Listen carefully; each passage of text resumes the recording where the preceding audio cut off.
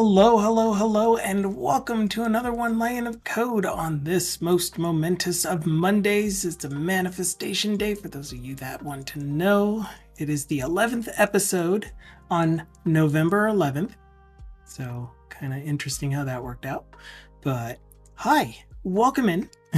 How's it quacking, says Duckasoft. Duckasoft with the big gamey emotes, the little duckies. Oh, I love them so much. They're so good. I hope you're well. We're going to dive right in because I want to keep going with where I was. Yeah, look at those. Look at it. It is awesome. Oh, man.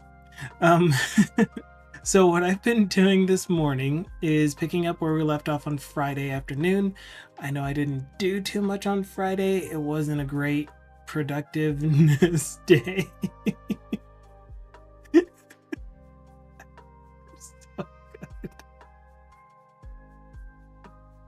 good. The shock one. Oh man. And of course, all of the traditional and original Big Gamey emotes that are just so good. So good. So I'm picking up where we left off on Friday. And that is that we, for the most part, got the library done. And now I'm just building up the remaining bits of the components. Now I'm saying bits for everything because Big Gamey is amazing. Anyway, the remaining bits of the components that need to be implemented. I'm not currently running the app, but let's just show where we're at. The thing that I'm working on right now, specifically this morning, is the preview table that will show the output of the transformations that you're configuring. So we're going to need that. Yeah, I think that's the last piece of the UI component library that's going to ship with the class library. Oh my god. I can hear it. It's amazing. Oh, thank you for the bits, but man, that's amazing. It's so good. I'm gonna fall over with how good that is.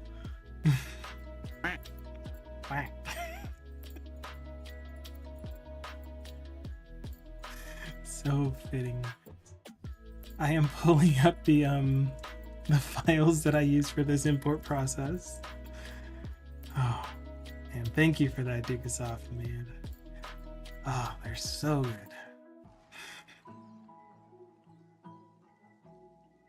Whew. Okay, so it did the reading. I'm creating this button here, and you can see that I'm running into an error because it doesn't actually do anything yet. It's throw new not implemented exception when I push the button, so that's fine. Hopefully that doesn't actually break the yes, I pick Amy second indeed.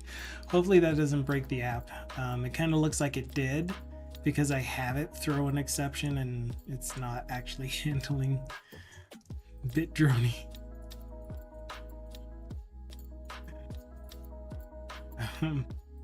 Speaking of drony, so what was your decision, Dukasoft? Have you gotten the courage, the desire, the whatever else?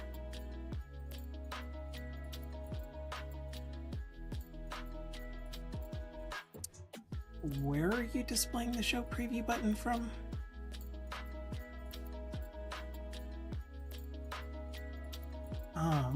So this show output preview button should not be there. Yeah, this show preview wrapper I already removed. I had it there initially. I thought I was going to put it there, and then I decided that that's not where I wanted it. And yet, it is still there. Nani? Go to wrapper. So it would have been right here if the... No, actually, sorry. It would have been right underneath either above or underneath. It was one of these two spots, either here or here, for when there is a data file in the map state. So there's a data file that's been loaded. Then I would want to have a button that says show output preview. But I didn't think that was a good place for it. Instead, I'm putting it in the... Oh, yeah, that's why I wanted to put it there. Well, anyway, instead I'm putting it in the data table itself. Although it does make sense here. This is why I moved it here, because this is called the imported data file display. And so the imported data file display comes with the field mapper. It comes with the data set display. So that is where I want it to be. Aha, here it is. Okay. So I was putting it in the data set itself, which doesn't make sense to do because the data set doesn't have the configuration itself, nor does the data table. So this really shouldn't be here.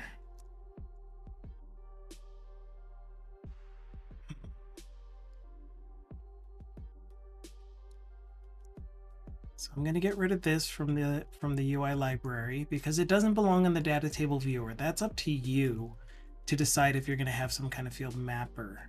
And if you are, then you're going to use instead this imported data display. Pew, pew, pew, pew, pew, pew. Oh, I'm going to say this multiple times during the stream, but on Friday I mentioned that I have a meeting on Wednesday of this week, which means that my normal stream on Wednesday is not going to happen. So I was canceling my Wednesday stream, but I was planning on streaming tomorrow in lieu of it.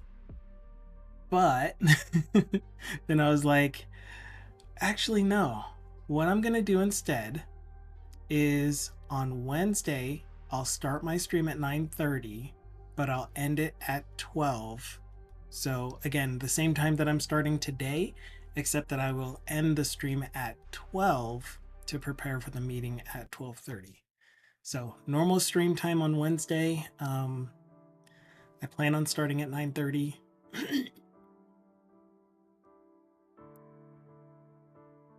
Yeah, because I was like, just thinking of needing to prepare for the meeting on Wednesday. So anyway, point is, Wednesday stream will start at 9:30 Mountain time, UTC -7.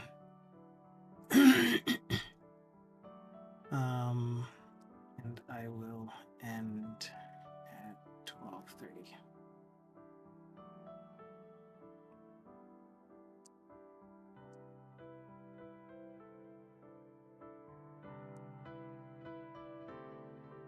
And this is what time it is now. Whew. So again, starting around the same time that I started today on Wednesday, and the time that I have been starting on Monday, Wednesdays. Yeah.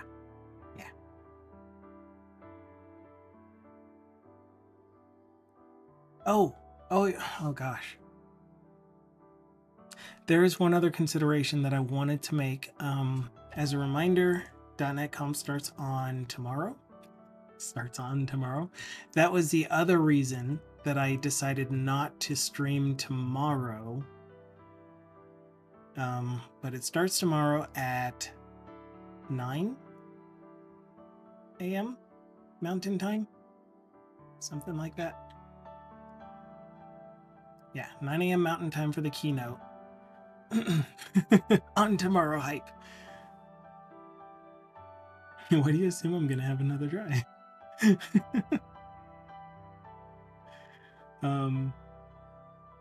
Definitely looking forward to the keynote. I'll probably glance at the Aspire stuff. Unified AI is going to be great. This is going to be a fantastic talk. definitely paying full attention to that. C# 13, ASP.NET Core and Blazor 9, Maui and .NET 9, .NET Run. Yeah, all of these sessions here are ones that I'm really going to want to pay attention to. As far as the 13th, I'm not super concerned about this, but I don't want to take anyone's attention away from it. That'll be an hour into my stream. I want to learn more about this, but this is one of those videos that I wouldn't mind just going back and rewatching when I'm ready to do Azure Functions and such. And then finally, the last thing that you may have your attention divided if you pay attention to the stream is Aspire, Roadmap, Vision, and Beyond. So yeah, I don't feel too bad about streaming on Wednesday then. As far as for the topics that I'm interested in, you are never obligated to pay full attention to this stream. So if you show up here while .NET Conf is going on, awesome. If you don't, awesome.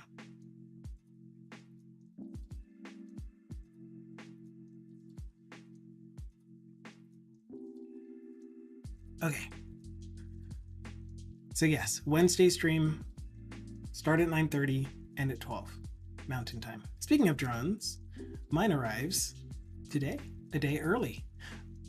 That's why Dukasoft was saying bit drony.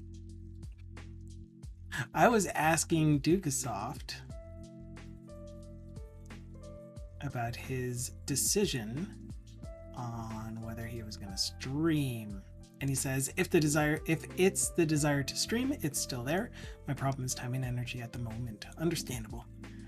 I was just wondering if he had come to a decision, but definitely no pressure. And all the supports for streaming, for not streaming, for getting more energy and still choosing not to stream, getting more time and still choosing not to stream, or choosing to stream regardless. I support you. Bitagamies says, speaking of drone, mine arrives today, a day early. He may have been aware of said purchase. Something confirm or deny. Grumbles, mumbles. Okay, let's implement this show preview function, which I put here. So for now, I'm going to see what happens if the only thing that I do is call the data file mapper state. Set. I don't even have a set. I'm just going to do directly show transform preview. The show transform preview here has a setter that will invoke on transform preview change. So anyone listening to the states on transform preview change, on show transform preview changed event will be notified, and they'll run whatever it is they need to run. So in this case, it would be the data table. No, it would be the, oh, I don't know what it would be.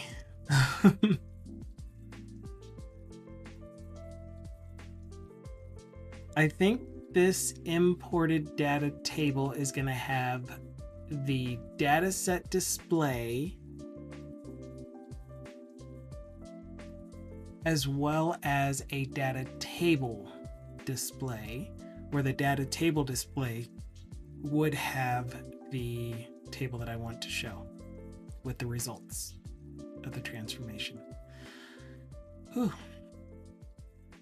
It's a great beginner drone for sure, and if you don't enjoy it, at least it wasn't the expensive one.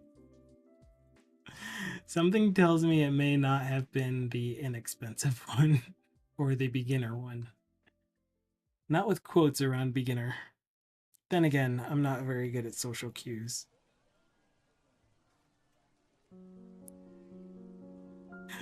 I'm going to plug in my mouse so that it gets on charge.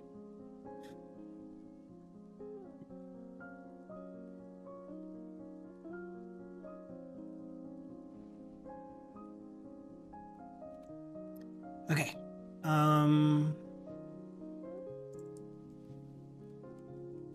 it was 3 figures compared to Duke's 4 figures. So yeah, beginner. Okay. Okay.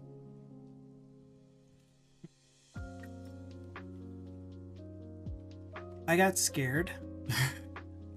I made a purchase because, as you may know by now, I am getting more and more into producing music as a hobby still. And I played the One Song on Friday stream that I've been spending a lot of time on, just using it to learn and enjoy and all of that. But there are times when I don't have the audio coming out of the headphones, out of the monitors, because I want to hear them on like surround sound, or I want to hear them on an external sound device that may use the HDMI as the audio source. And what was happening is that because of my previous AV receiver only receiving optical, didn't have ARC nor eARC for that matter,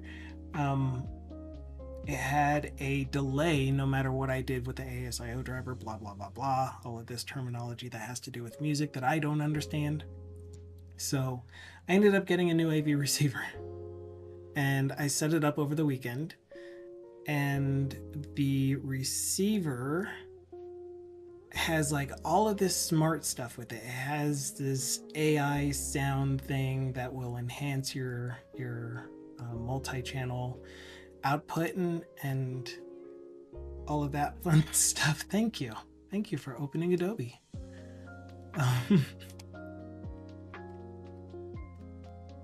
That's really annoying because I clicked on an email to clear it, to mark it as read, and it actually loaded Adobe, the link in the email. That's fishy. So anyway, I got the receiver and I was setting it up, and it has this little microphone thing that you set around head level wherever you're going to be enjoying your home theater system.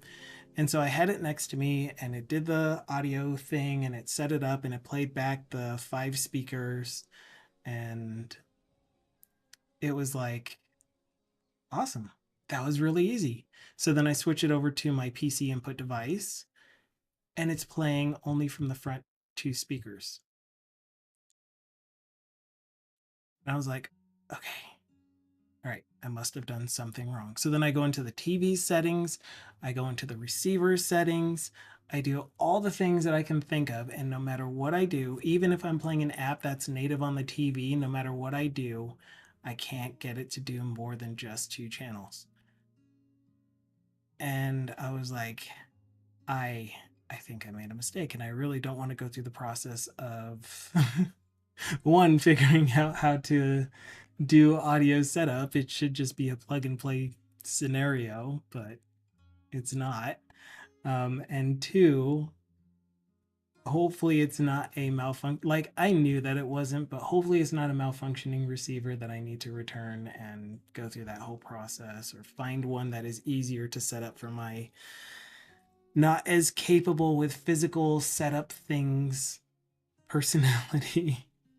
And so anyway, I found a lot of really cool stuff out about this receiver. You can go to its IP address and have a web UI that you can configure it with. And I thought that was one of the fanciest things ever. My original receiver I've had since 2006, 2007 maybe. I remember I was living in an apartment with 3 other people when I first got it. So that would have been 2004 or 3. Anyway, I've had it for a long time.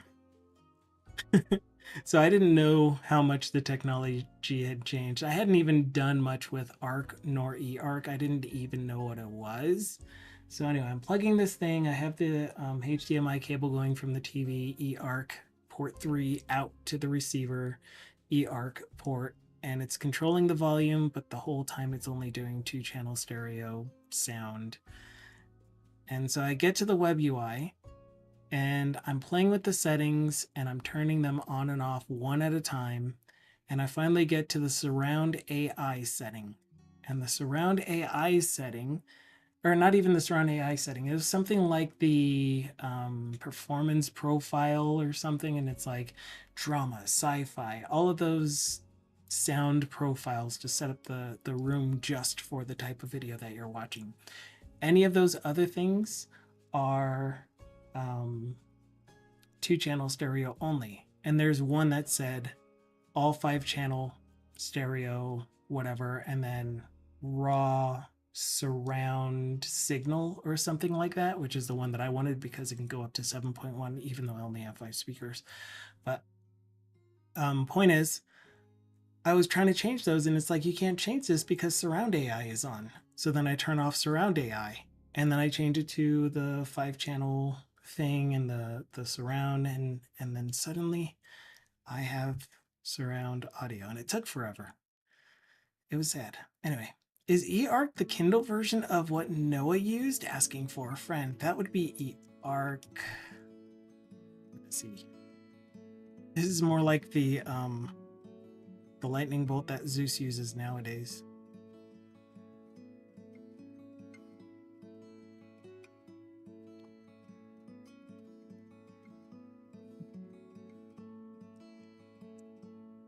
So yeah.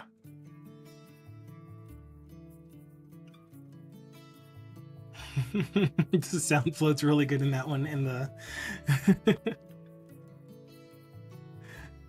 oh, but anyway, so the moral of the story is, when you buy something new, don't give up immediately like I wanted to do. Yeah, see, morals have to rhyme too.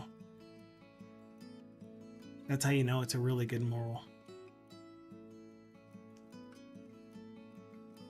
And hello. I forgot what we're supposed to call you. Do we call you just Theta?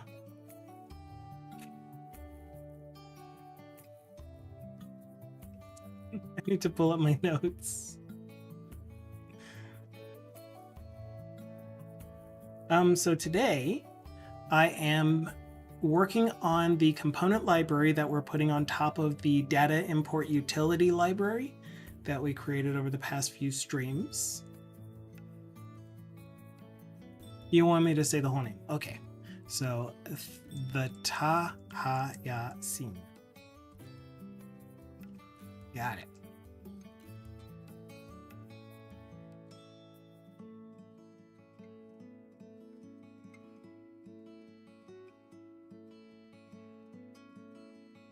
My notes. Main purpose of the library is to find my notes. Okay, I don't have a note in here for you yet.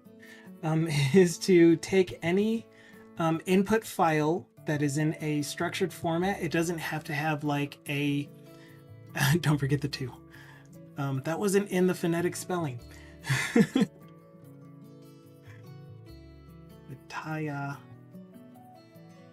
The Tahaya seem to pronounced the Tahaya seem to. Okay, so taking any CSV or XLSX file, the XLSX file can have multiple sheets. The only thing that we are requiring for the moment. My first name is Taha. Cool. And you are the Taha. So the workbook can have any number of sheets as long as the first row is either the first row of data or a header row that has column titles. And that's really the only requirement that we put on when we're reading a file in, because that is going to get read using an external library called Excel Data Reader into, I don't want to keep that in that screen, into a data set where each tab becomes a data table in that data set.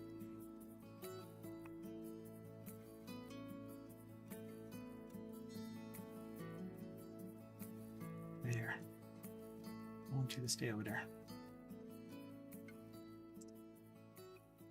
And the ultimate purpose of this is that the place that I work at, the place that I'm making that I'm using this utility in, will receive files from external sources that will be structured however they want, except for the one condition that the first row will be first row of data or title row, header row. And they're going to, the users at our site are going to map that specific file or that set of headers to an output an output class, which is ultimately going to be a record in a database or a set of records in a database after it goes through all of the sanity checks and all of that stuff. Yeah, easy for you to say. So the library itself, we have working the way that we want. We have a whole bunch of tests that make sure that the functionality does what we want it to do. See tests here, here, and here. So we have a whole bunch of tests. They're all passing. They're all, again, doing what we want them to do. And so in the process of creating the library, my initial approach was to do it the way that I normally do, which is here is the broad strokes of what I want it to look like. And that gives me an idea of how to structure the library as I'm creating it. So then I started working on the library, and then I started showing some more of the work.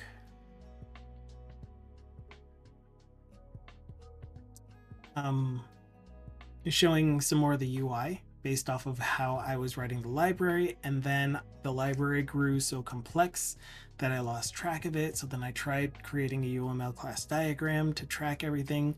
That wasn't working. So then I'm like, I started streaming while I was making this project. We finished off the financial management tracker side project, and I started streaming my day job.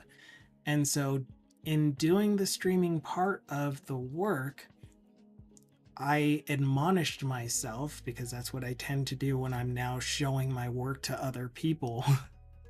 I want to let people know that I don't agree with this approach, but it's the approach that I'm taking and I need to take because circumstances and whatever, trying to justify what I'm doing, essentially. And I'm like, I haven't written tests, but I really think that I should. And I got encouragement, and I'm going to call it encouragement, even though I think Tyron was just saying it in passing, that I should just go ahead and write tests. So then I did. So instead of using the UI to test the functionality to build up the app, I wrote tests. And it was the smartest move. It's helping me keep track of the classes and the functionality, and it's so good. It's so helpful. So I can recommend. TBD Gamer had a conversation this morning on his stream regarding writing tests. He's like, it's something that companies keep asking for in like interviews and talking about, but then when you get there and you're working at the job, no one is writing tests. And it doesn't make sense. What icon do I want to use? Oh yeah, so now that I'm done with the test, now that I'm done with the library, I'm starting to build up the UI. I did have a lot of it done while doing the initial creation of the app, but that was just a placeholder UI to show functionality and stuff like that. Yes, thank you, Tyron. And this time we're keeping the progress. I'm not undoing it. I'm not changing to another branch and being like, oh, but look at this weirdness that I did. No, that's all done. And Snubble says, companies also love asking about writing solid code.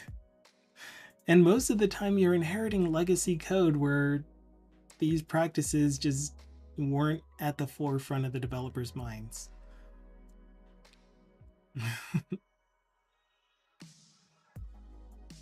And yes, I am going to keep giving you credit, Tyron, for the for ultimately helping me be motivated to write the tests.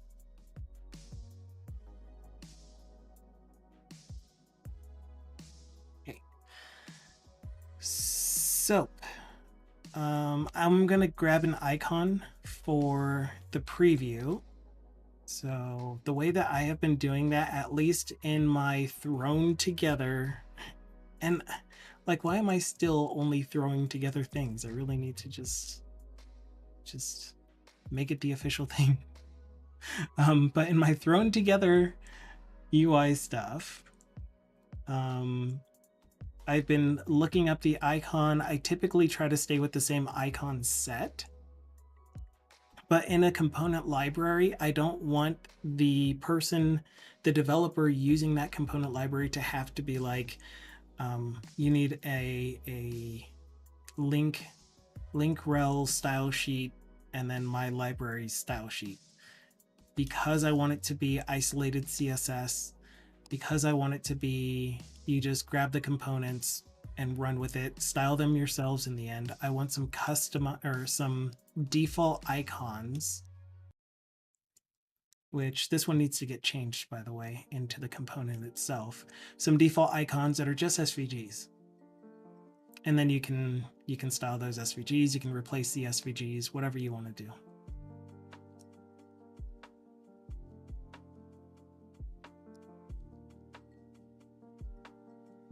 But for now, as mentioned, we're going to replace this icon, or this markup, with the icon itself. And the way that I'm doing icons for now, which it may stay like this forever, is I have an icon component. And in that icon component, I pretty much have a whole bunch of static icon markup for the icons. And this one was called list icon. List.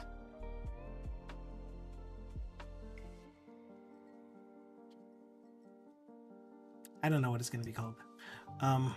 Excuse me. I didn't tell you to replace that. And that is going to be this. It is eventually going to be this. Goodness griefus.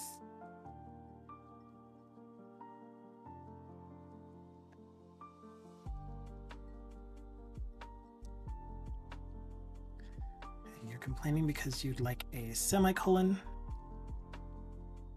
Okay, and you're going to be class SVG icon.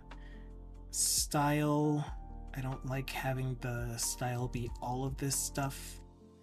And finally, the attributes. Actually, I put the attributes at the end so that any attributes that the developer wants to override, they can.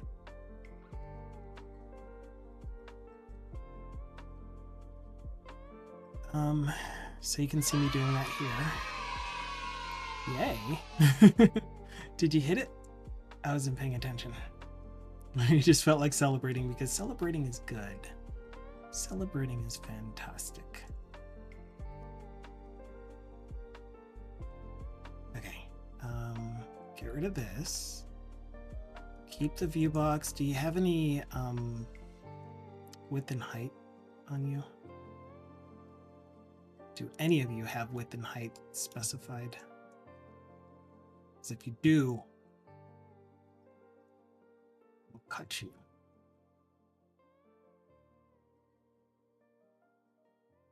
Cool. I don't think I need the version on there. And just to be consistent with everything else, I'm going to put the class and the style at the end.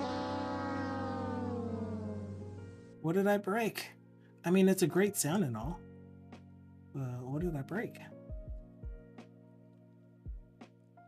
And this is going to be called a... Yeah, so normally what I would do is I would have the style parameter, a parameter where you can update the style, or an additional classes. That way we can always have a specific class in the class list. So in this case, it would be caution icon. So maybe caution, maybe icon, caution icon, icon preloader, and icon list icon.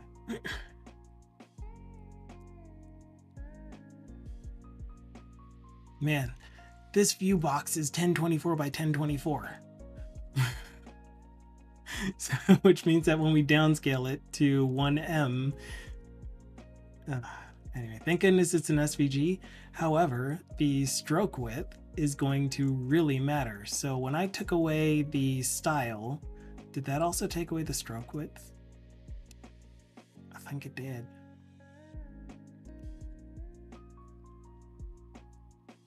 Good grief. I really don't like having all of these in the style attribute. What are you going to do? I'm going to move on. I'm going to keep it, and I'm going to move forward, and we're going to keep going and get this thing done. But yes, I hope you're doing fantastic, Fulisnabel and Tyron. I didn't actually greet you when you first said words. I just read your messages. But I hope all is well with you.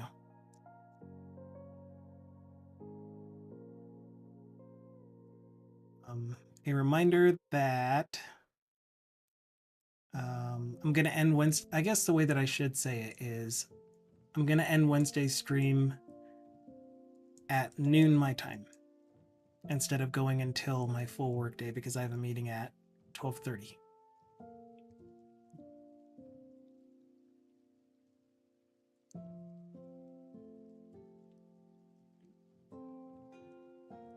Okay, and then this thing, uninitialize. If data file mapper state is null, I'm going to throw an exception. So what I'm going to do for the cascading parameter is make it not nullable and allow null here. And that way uninitialized, if the file mapper state is null at that point in time, then I'll throw a custom exception as opposed to a trying to access it and it's null and the app crashes. That way the developer, again, these messages are for the developer using the library. I don't expect to see them at runtime.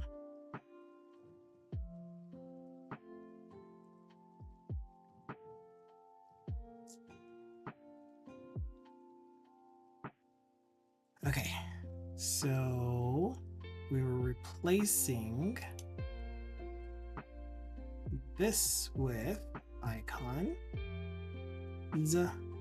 dot caution, not caution, list, clist, which sounds like something else. And then we're going to find an icon for you that we're going to call public static render fragment.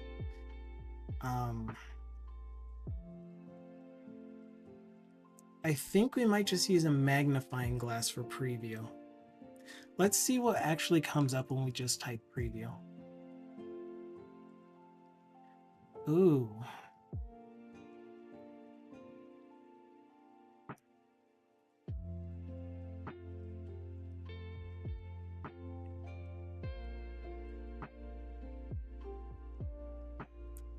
Maybe. I kind of like this one the best. The document with the magnifying glass. I've been using mostly filled icons, so it would make the most sense to use this material design icon.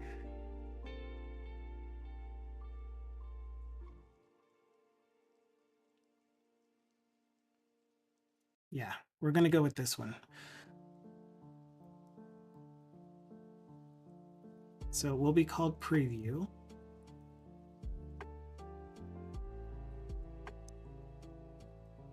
This is the markdown for it. The markdown, the markup for it. I mean, I guess it could be markdown. I don't know if markdown reads SVGs like this.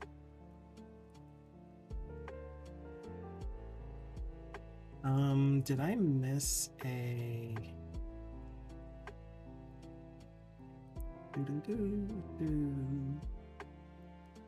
Either this thing? I didn't. There's only one path. Really? One path for that entire thing. That does not seem right. Because it looks like there's a mask. Unless I didn't actually copy it because I didn't give it permissions to copy for me. But this really looks like just one path.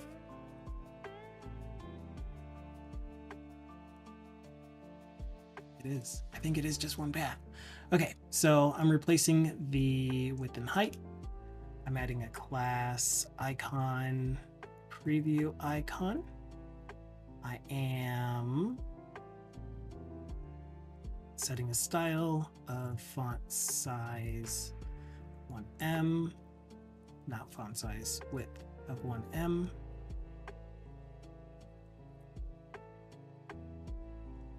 And at additional, or at attributes is additional attributes.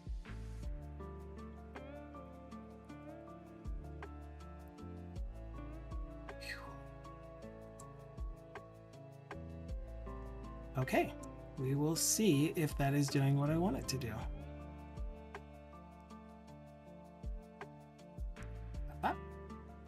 And again, for anyone in the audience that feels like participating, I am open to suggestions, approaches. I will write down anything that I can't apply right away, because it may just be a little bit too involved and take me off track of the direction I think I'm trying to go. But then again, your suggestions have often been things that I can just look at and be like, hey, that's a really good idea. Let's do that now. So I welcome any feedback you might have that is constructive and on topic.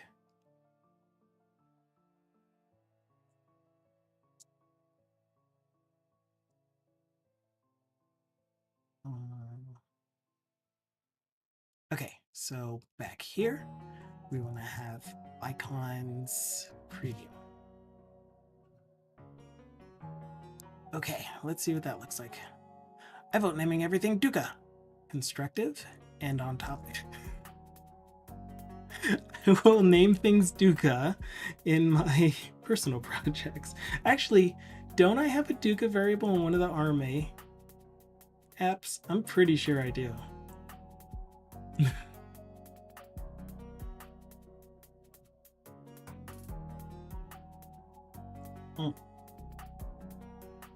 Make sure that this is my current focused browser.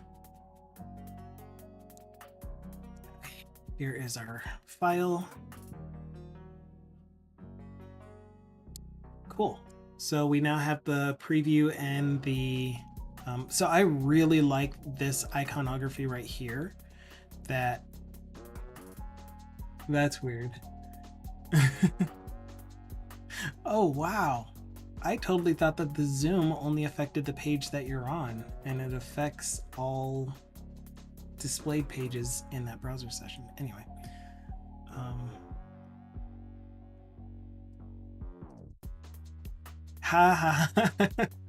I actually did the update stuff. Isn't that weird? What is your rig? I can give you my keyboard. So this is my keyboard. Do I have a mouse? I don't have a mouse. It's the MX equivalent of the keyboard. So my keyboard and mouse are from the same series essentially. The machine itself is a 32 gig or 48 gig. I can't remember. Yeah, seriously. I can't remember what processor. Let me pull up my system info.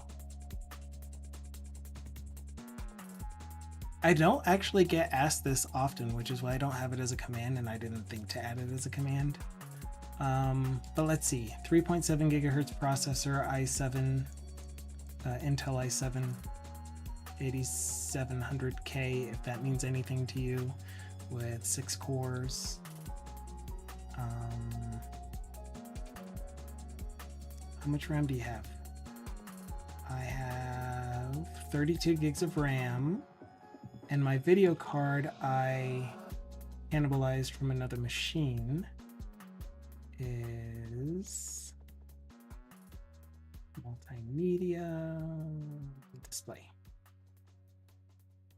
Is an NVIDIA GeForce 2880, GeForce RTX 2080 Ti. I'm wondering why .NET was a bit slow for you. Yeah, so Visual Studio can be a resource hog if you're running it in 64-bit, because you allow it to have access to a lot more memory. And if I were to show, like, I just opened it recently on this computer before the stream, so it won't be that bad as far as resource usage. By name, thank you. But it's at 1.1 gigs. And Chrome is at 2.5 gigs of memory usage. But then again, I have like 30 tabs open across two profiles, 2 Chrome profiles, plus anything that's using Chromium.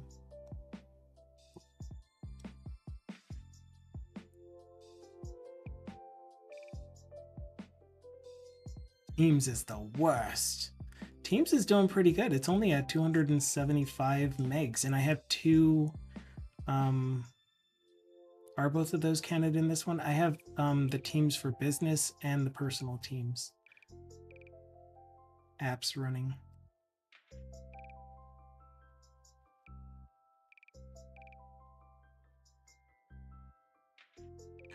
Yeah.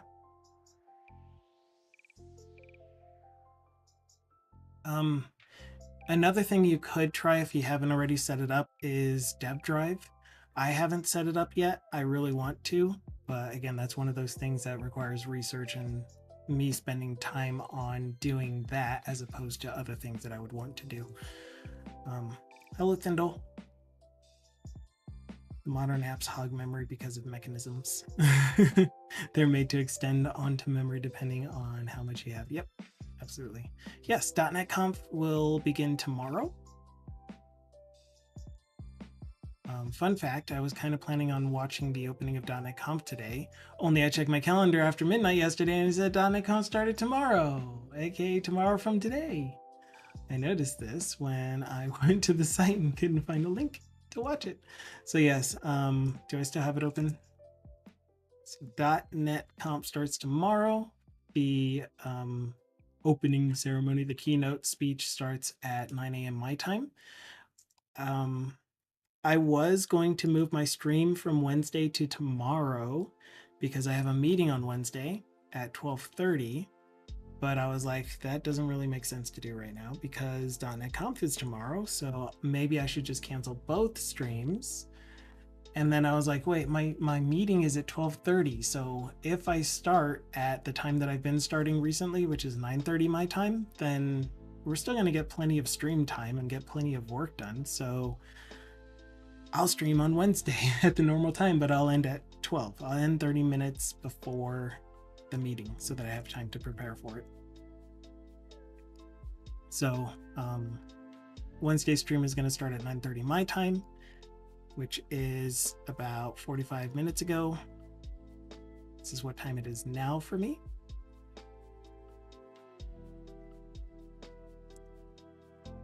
Apparently Maddie is sitting on dual seats right now.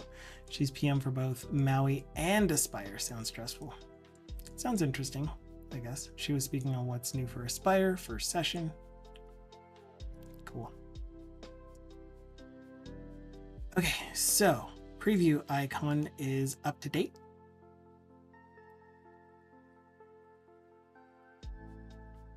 Duka is at UTC +1.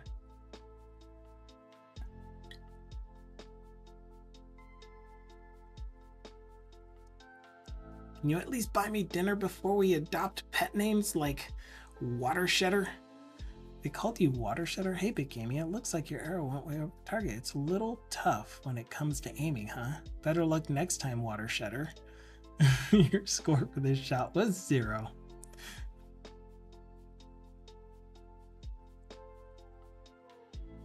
And then it just responded with the same message back.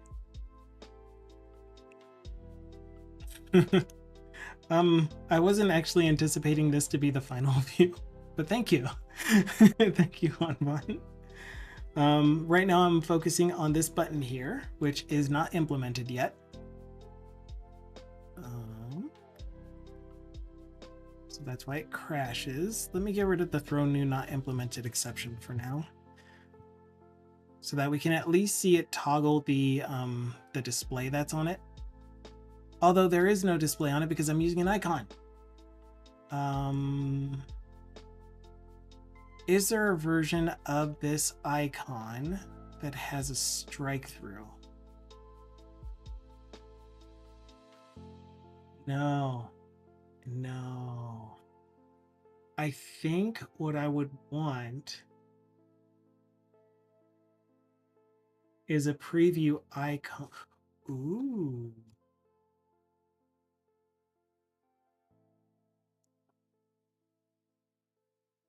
Preview icon that might show a side by side. But the thing that I would really want with it is the ability to toggle it as active. Yeah, I don't want to spend too much time on it. I'm still getting stuck on making sure the UI is perfect when right now I just really want to sketch it out and then fill in details. So we're just going to run with it as is. So when I push this button, it's going to toggle the preview. And for now, so that we know that the preview is getting toggled, I'm going to have a title that says, and I had this in this page, so can I have that back, please? Nope, not this page, dataset. This. Okay, our title is going to be a string interpolation of show, and then this thingy here, which you're going to need a parent because you're an inline if. And we will curly brace a U, and that's everything. Okay, so our tooltip should now show incoming data.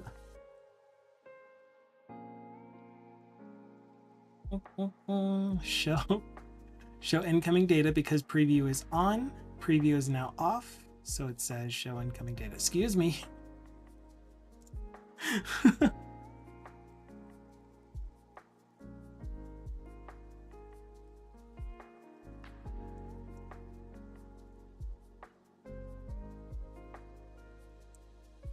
Format code to new code. Huh? I don't think I understood that one. Show incoming data.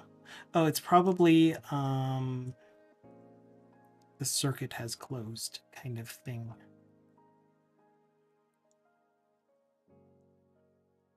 Yeah, and I still want to know if something actually is going on.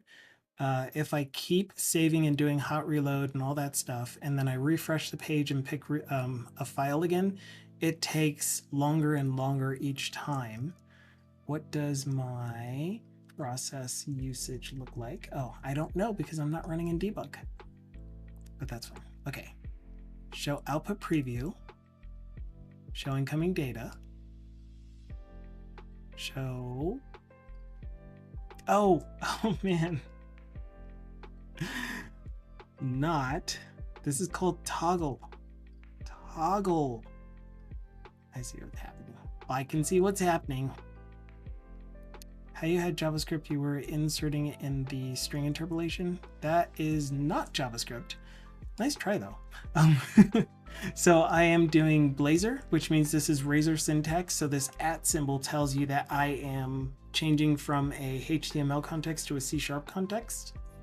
And the parentheses is just giving me a block, a C# block to work with. And so if I'm using just @ and then some C# value, in this case it's an interpolated string, it's going to output that value. So this is actually a C# object.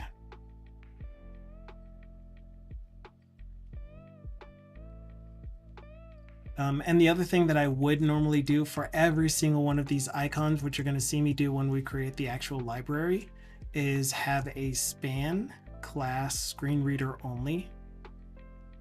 And this would have the aria labeled by, and then whatever the ID I put on this is. Although I don't think you need that necessarily, as long as there's content inside that isn't just a graphic. I think if you have the screen reader only with the same text here,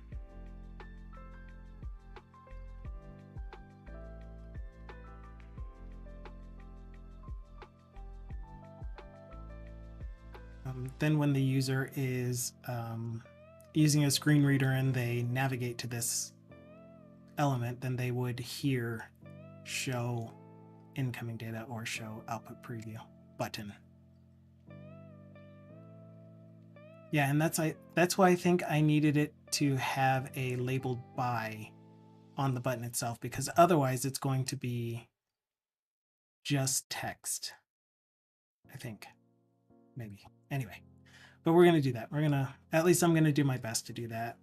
I don't have anyone with accessibility requirements, but it is a good way to write code in general. Like, who's to say we won't get an employee eventually that uses a screen reader for whatever reason?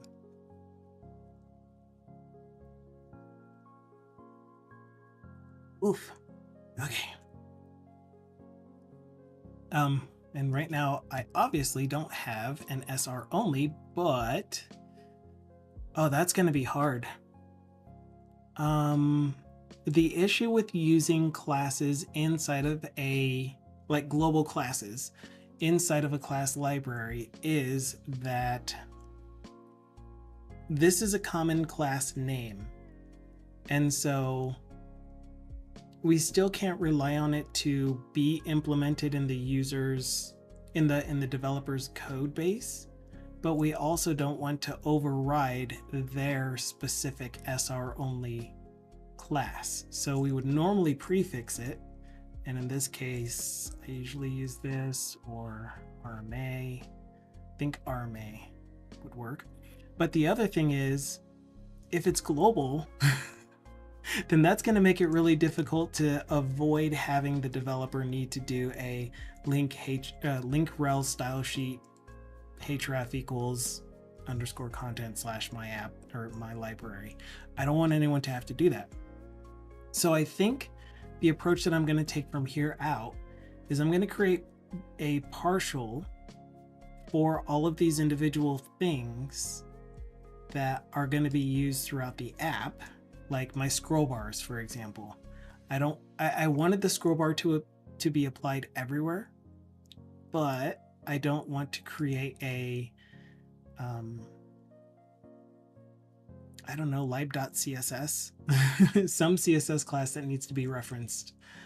So instead I'm making it a partial, and in this case it is accessibility styles. And this is just going to have a mix-in for each of the styles that I am wanting to add.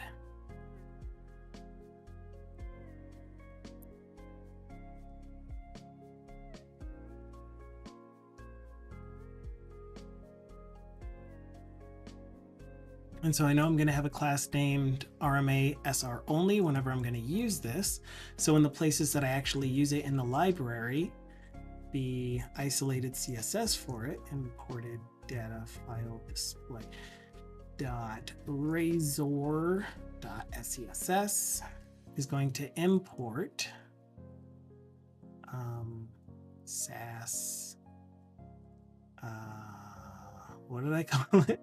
Accessibility styles. And inside of the, oh man, that's the hard part. Now I need a wrapper around this.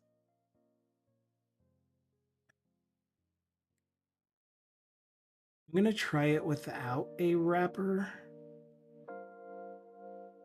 just to see what happens. You should call it sassy. You should call it sassy pants. I should, except that it's not software as a service. It's syntactically awesome style sheets or something. Sassy style sheets. Well, SCSS is sassy CSS. SAS, SASS, is syntactically awesome style sheets, I think.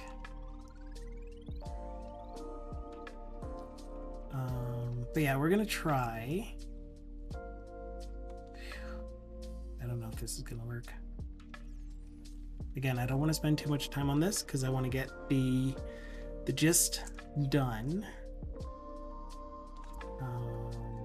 But if we include screen reader only, then we'll get the markup inside of this file's SCSS. And hopefully, because this markup is provided in this .razor file, we don't need a : deep. If we do need a : deep, that's not going to work because we don't have this inside of a HTML element that belongs to this component. But we'll give it a shot, see what happens. Do we need a rebuild? We don't. I'm going to go ahead and refresh because sometimes my CSS autosync doesn't actually autosync.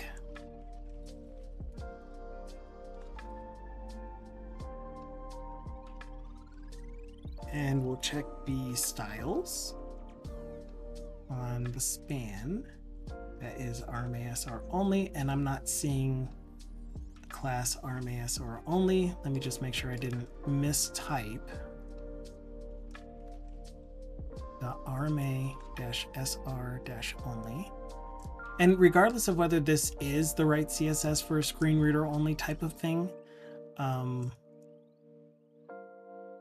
the thing that really matters right now is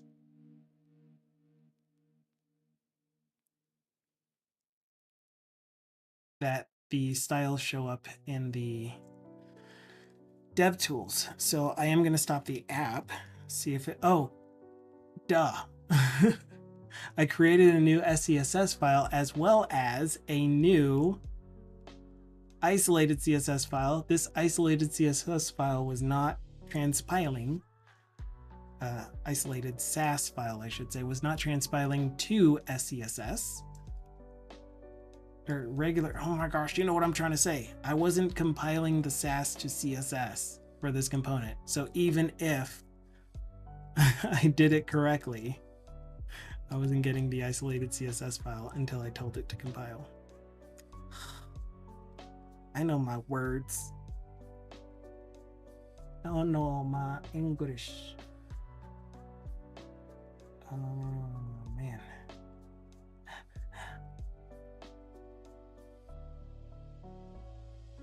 We're gonna win at it. What? What?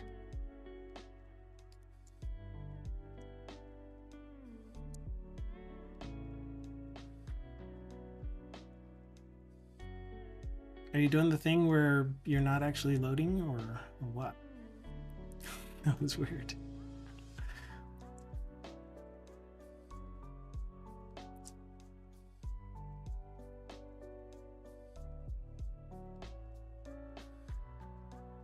Oops. Yeah. You're good. Okay, so it looks like it worked. Awesome. I don't. Oh, because I didn't click on the span. So here's the span. Come on. And here is the screen reader only being applied. And if I were to Windows key enter and run the Windows narrator and navigate to this, it would read to me the actual text inside of the span and not just button. Also, if you're running .NET Watch and you add a new razor.css, it won't be added to the styles without a full restart of Watch. That was the thing I was trying to get to. Thank you so much for saying that for me. I really did want to point that out, but I just dropped it because I couldn't word. But but exactly what Thindle said. Thank you so very much.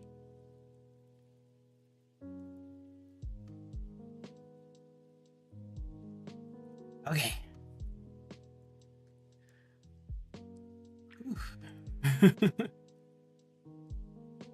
So we got the preview button to work. We can see inside of here that when we click on the button, it is doing the toggle show incoming, show data, show output, show incoming, show output every time we click. English hard sometimes. Blue.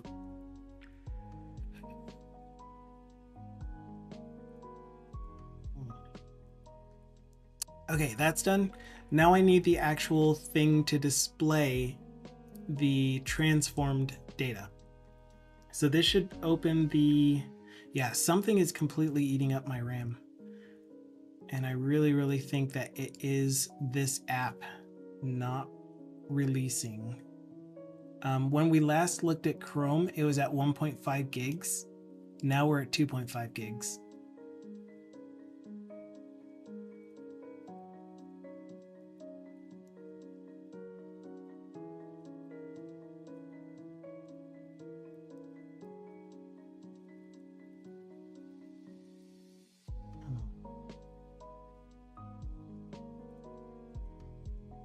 But anyway, for now, let's not worry too much about that because this is not the library yet.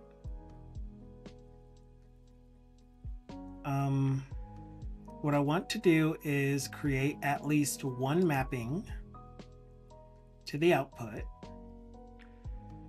And this mapping is going to be a regex because I just like seeing this work. I like seeing it do what it's supposed to do. And an interpolation of, let's say the installation ID is the first number of the lab sample ID. If I push this preview button here, or maybe I should put a preview button down here, I don't know. Then what should happen is that it displays the transformed data, what it would look like when it is output to the database or to the application so it can be processed. So instead of saying lab sample ID in the first column, it will say installation.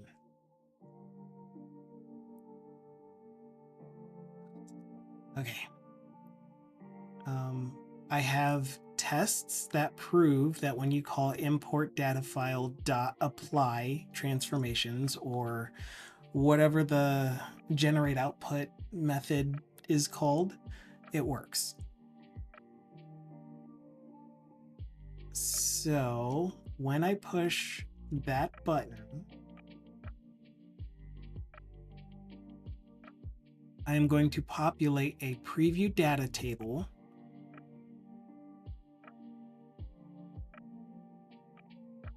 So the first thing to do is to check, are we already showing? Because if we are, all we're doing is hiding.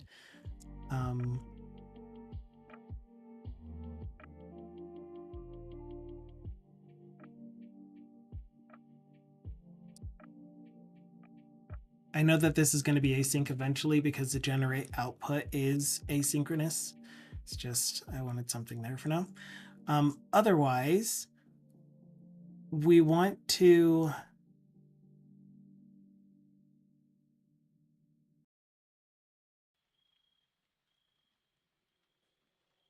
set a private variable that is going to keep track of our preview output.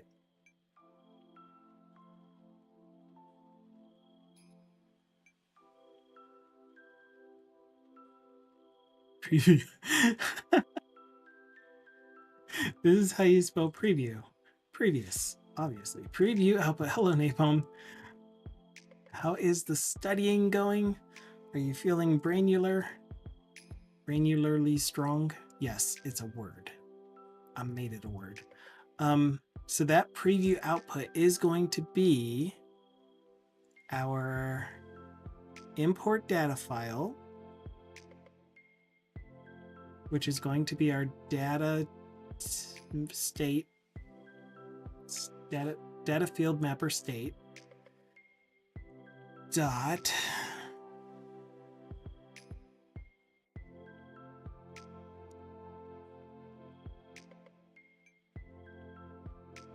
I'm thinking of just having a generate preview on the state object, which is going to be await.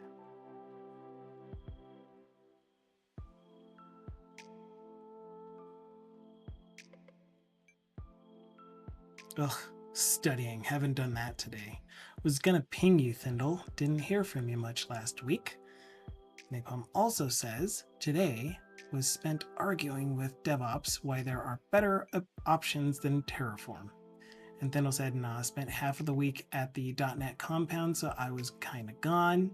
Saw your stream with Ed on Code It Live. Thank you so much for the raid that day, too. That was super nice of you. It was on Friday, right? It was on Community Day. But got back for the weekend, and then I was swamped with all the stuff I was supposed to have done earlier in the week. .NET Compound is Jess and Jim Engstrom's place, says Thindle the Napalm, who asked.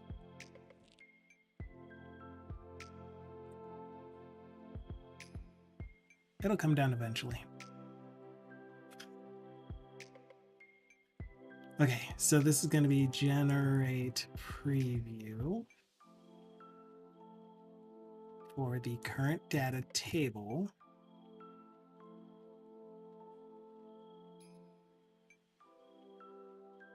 And so what that's going to do, I should just tell it to create the method here so that I don't have to think too hard about it.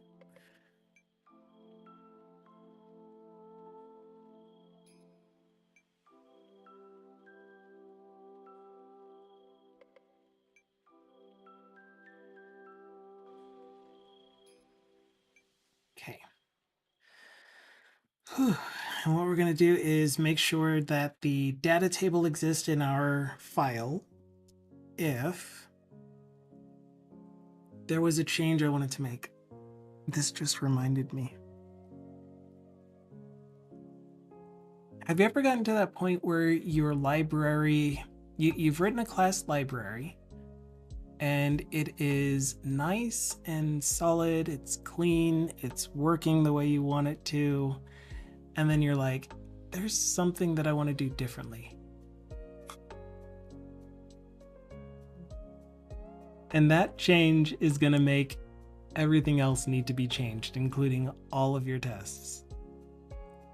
I doubt it's going to affect all of the tests or anything, but it's going to have a wide impact changing it. I had a thought. President Usher was like, yes!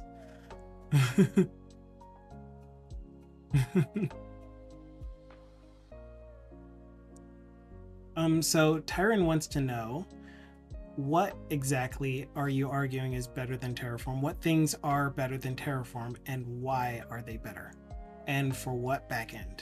AWS, Google, Azure? He wants to know your arguments, essentially. And then President Usher says, except apply that to pieces of an app. Yep. And you're like, I'm going to change this one thing. So it all starts with the data file, right?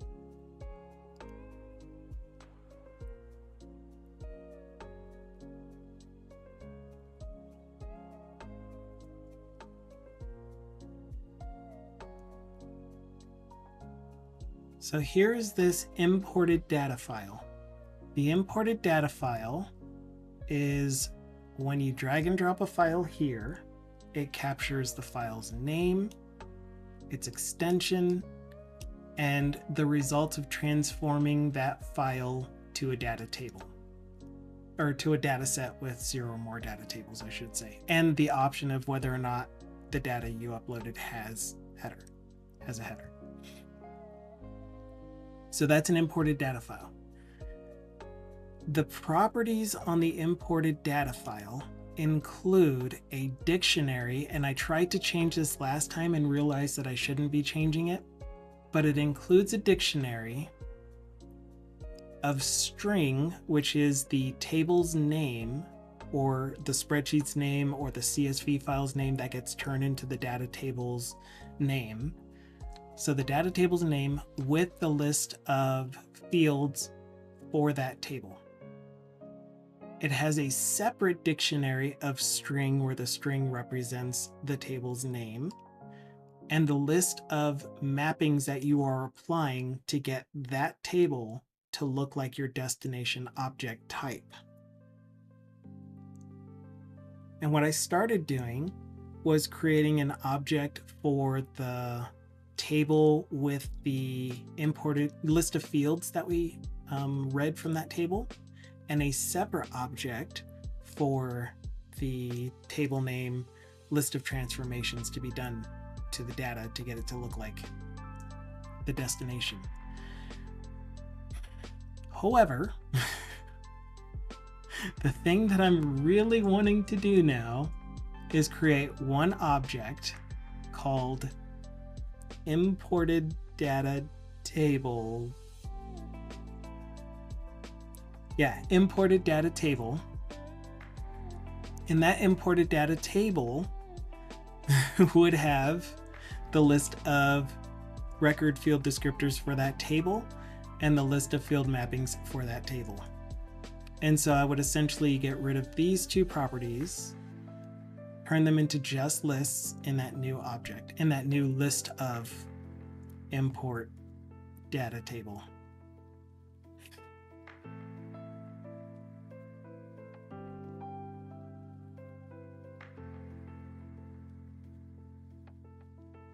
Oh man, I really, really want to do that before I call the library final.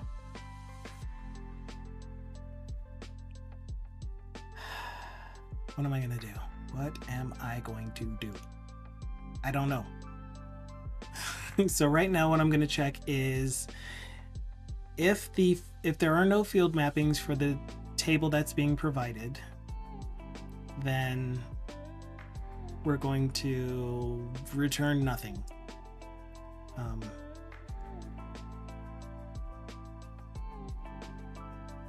So if data table, no, if what do you call data file?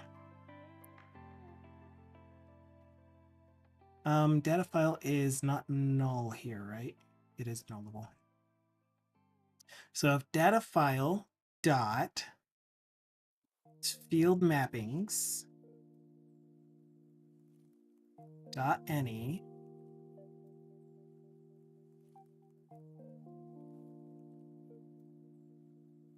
x key, oh, not contains, that's what I'm looking for. Contains key data table dot name table name. I need to decide whether we're going to return null or throw an exception.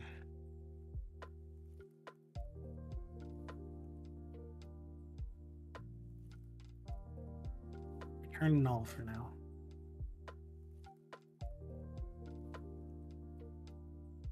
And then we'll handle the null in the UI. Ooh, good conversation going on. They are talking about what things are better than Terraform. And Napalm is like Pulumi, for example. All platforms supported, interop with Terraform where needed, uses real world languages, was their full tool chains. Full tool chains. JavaScript, TypeScript, C#, Python, Go. They are imperative, and HCL only tries to be imperative in clunky ways, debug testability, etc. Then says, I'm tired of all these YAML files with super secret config stuff in them. President Usher says, dude, I have to rewrite or tinker with all the navigation nuts and bolts because we can't customize the navigation toolbar in .NET MAUI like we could in Xamarin Forms. That is a challenge. You could still, I don't know if you've explored doing this or if it's even feasible to do, instead of using your default main window that I think you get with Maui, change it to shell. Change it to a main shell. And that might make it easier on you. I don't know. Maybe you've already tried it and it's not good for you. Point is, it's still not going to act like it did in Xamarin Forms. So you are still going to run into that struggle. All the navigation in our app, I should say. So yeah, when you change it to shell, then you have the option to use the I don't even know what kind of path it's called, but some kind of shell path in order to get from page to page. Then more conversation about what are these called?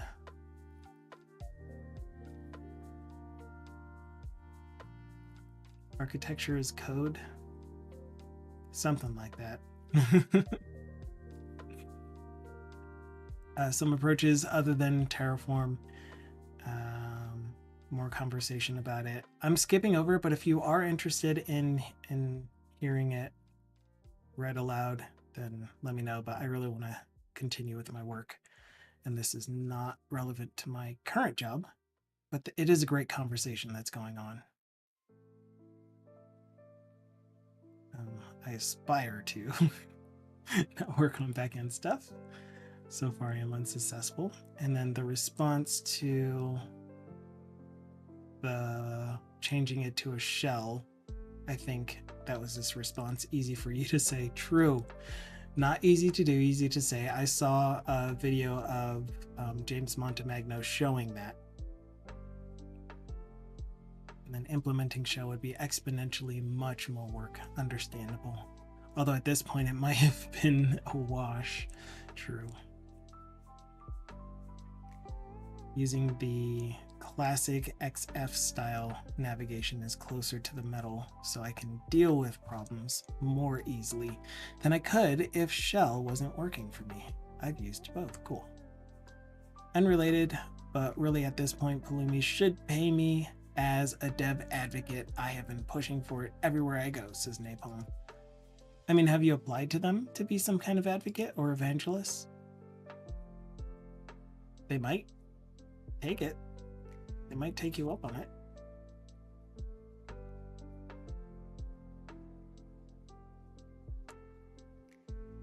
Thindle, you should make a decision.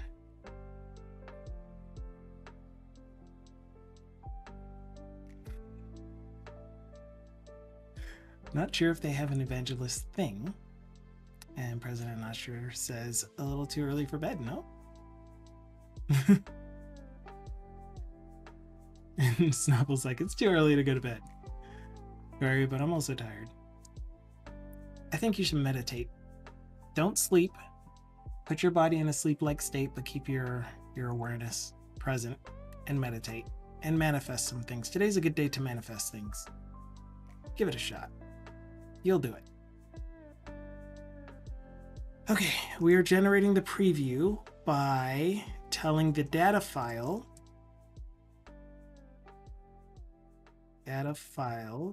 apply. Generate output is what I said. Generate output data table or data table name.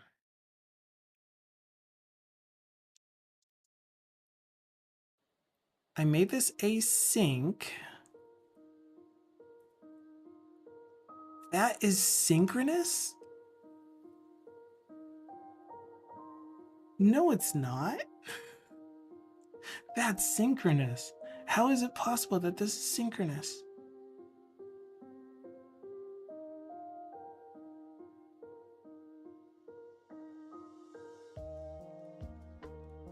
I'm not going to worry too much about this at the moment. I don't exactly know how this is synchronous when I'm sure that there are some things down the line that are asynchronous.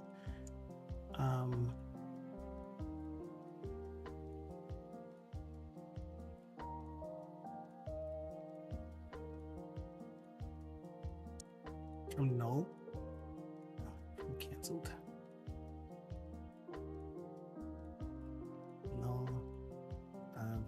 table.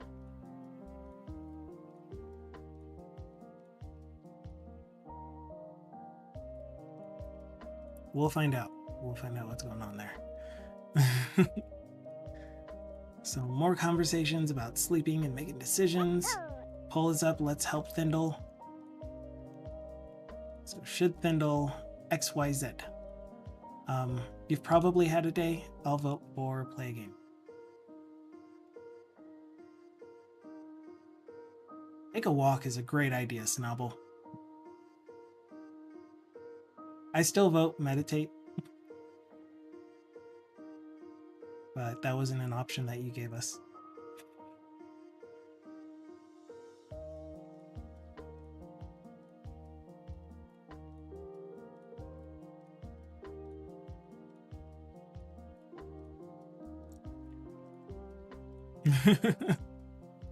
Meditate falls under a thing.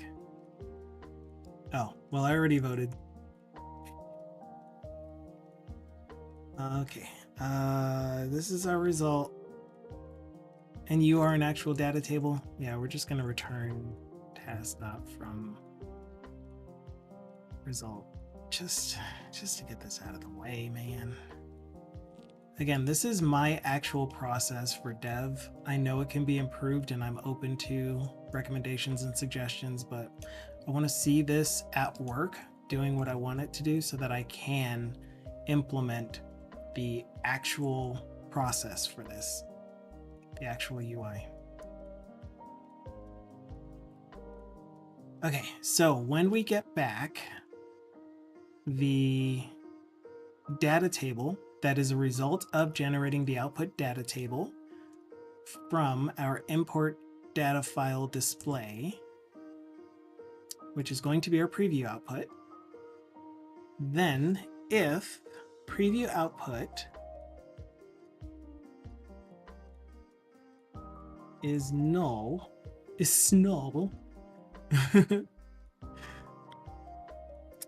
indicate there was an issue while generating the output, but we will ultimately not set show transform preview to true.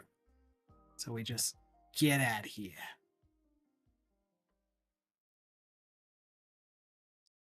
Otherwise, we will, since we now have a preview output, I would like a, oh, that means that this thing is going to need a surrounding container.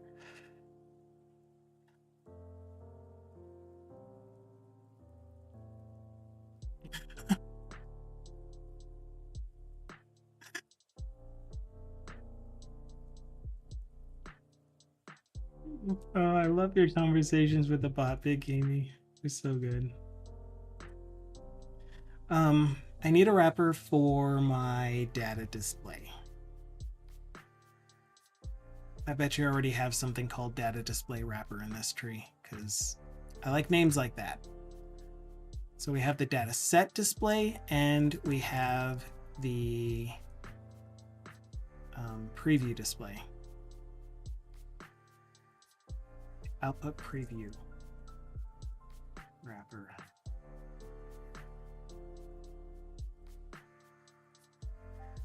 Oh, do I want them in two separate elements? I kind of want them in the same element because I'm already treating this entire component as one element that goes inside of a grid.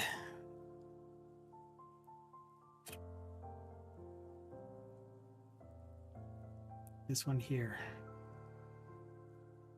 And you are called file display. And this is dataset reader. Data file picker wrapper. Flyout wrapper.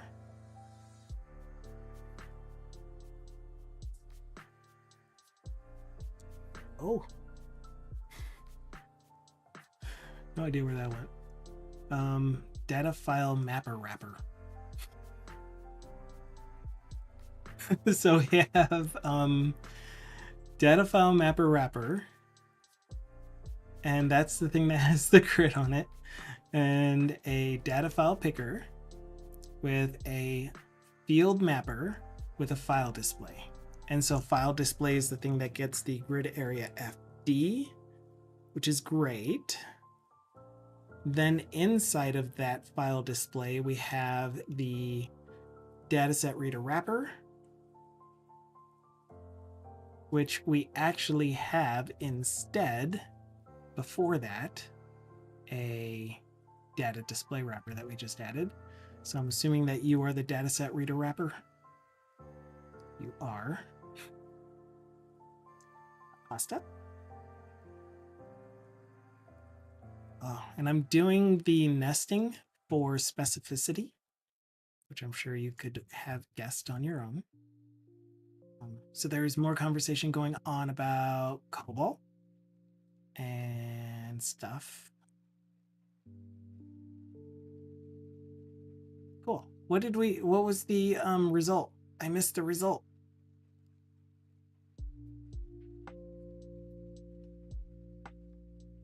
The result was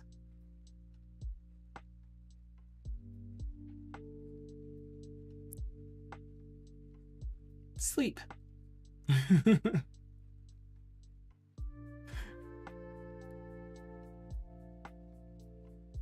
The result was Stendo should do some COBOL coding.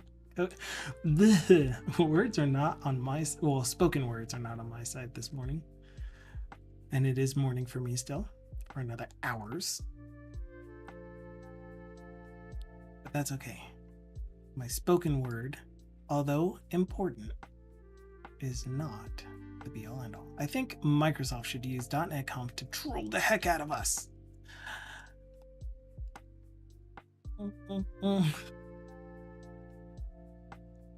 I'm sure you know what my feelings of that are. No thanks. Opt out.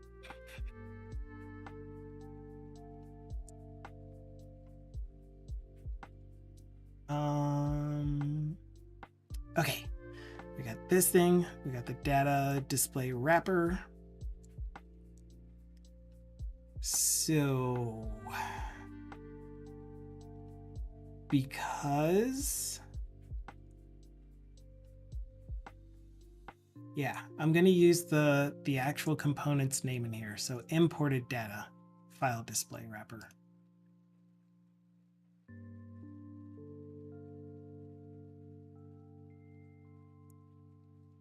Okay, so the imported data file display wrapper is going to be this. And now we're no longer using isolated CSS for this, or not isolated CSS, but : deep in the parent, because this one now has its own styling.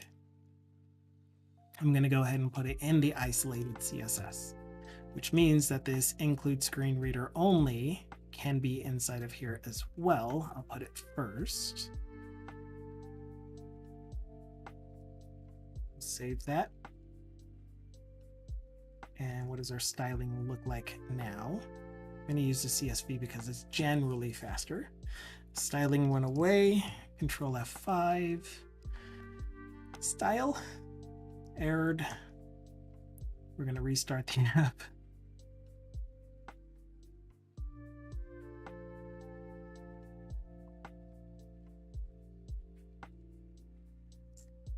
Never understood the : stuff in CSS. Then again, I never really tried to understand them either. The only one that I know about is, well, no, I'm sorry. This isn't the only one I know about. This is the one that I use the most. It's the difference between a pseudo element. So like after, before, those are all like pseudo elements. They exist, but then there's also pseudo selector, which is things like hover, focus, and all of those things.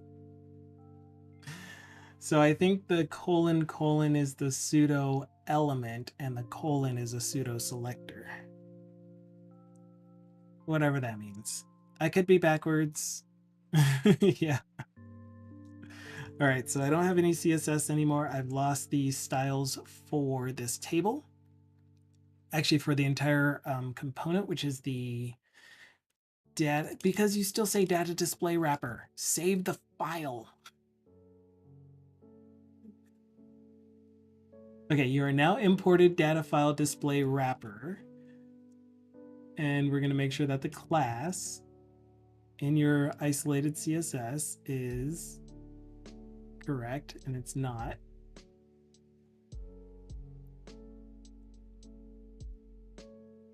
Wait. I need this one here. Excuse me. Okay, so you are data display wrapper. No, you're dataset reader wrapper.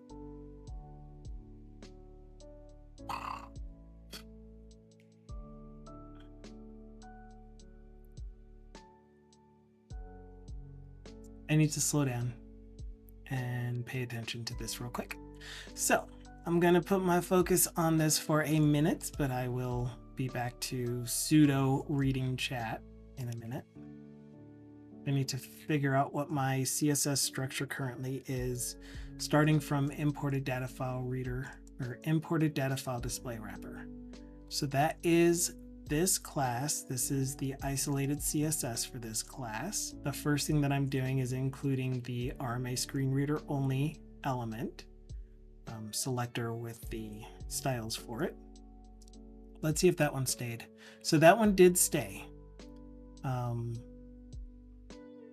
We still have the screen reader only applying to the button inside of this component, applying to the span inside of the button, I should say. So we can see it here. We'll get to those errors in a second. So then we have outside imported data file display wrapper. Then we have a child component that is a dataset reader wrapper.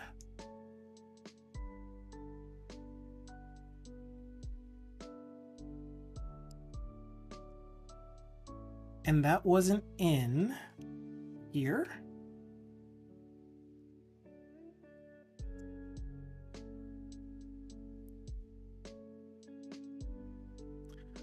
Oh, so data display wrapper is in the computer. No, it's not. No, it's not. What is this data display wrapper?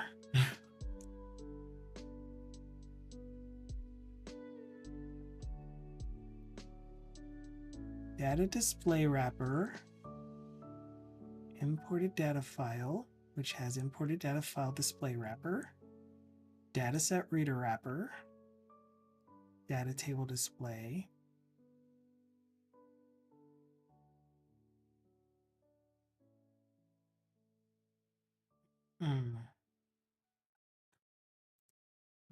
I don't have a clue where that's coming from.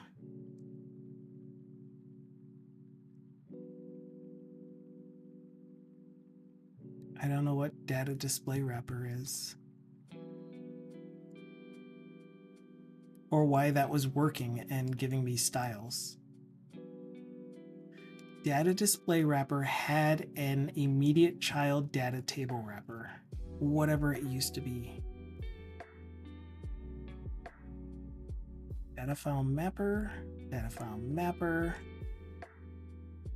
and I have no data table display here. Field mapper? Not in the field mapper.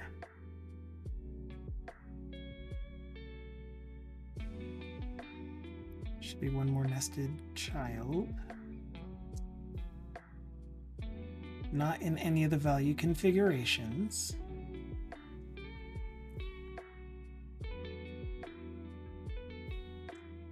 So the only place that this could have been is inside of the imported data file wrapper. Then inside of imported data file wrapper, I have only the dataset display component. And that class, that component, oh, here it is. Oh, so it's inside of dataset reader wrapper. Okay. So deep. Come on. Oh, not you. You're good. You get to go away. We're done with you. Thank you for all of the hard work you have done. We have a dataset reader wrapper.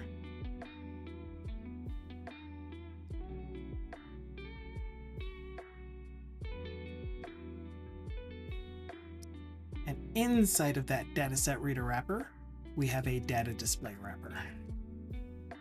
No, we don't. Where did I see it then? Data table display. Were you supposed to be the data?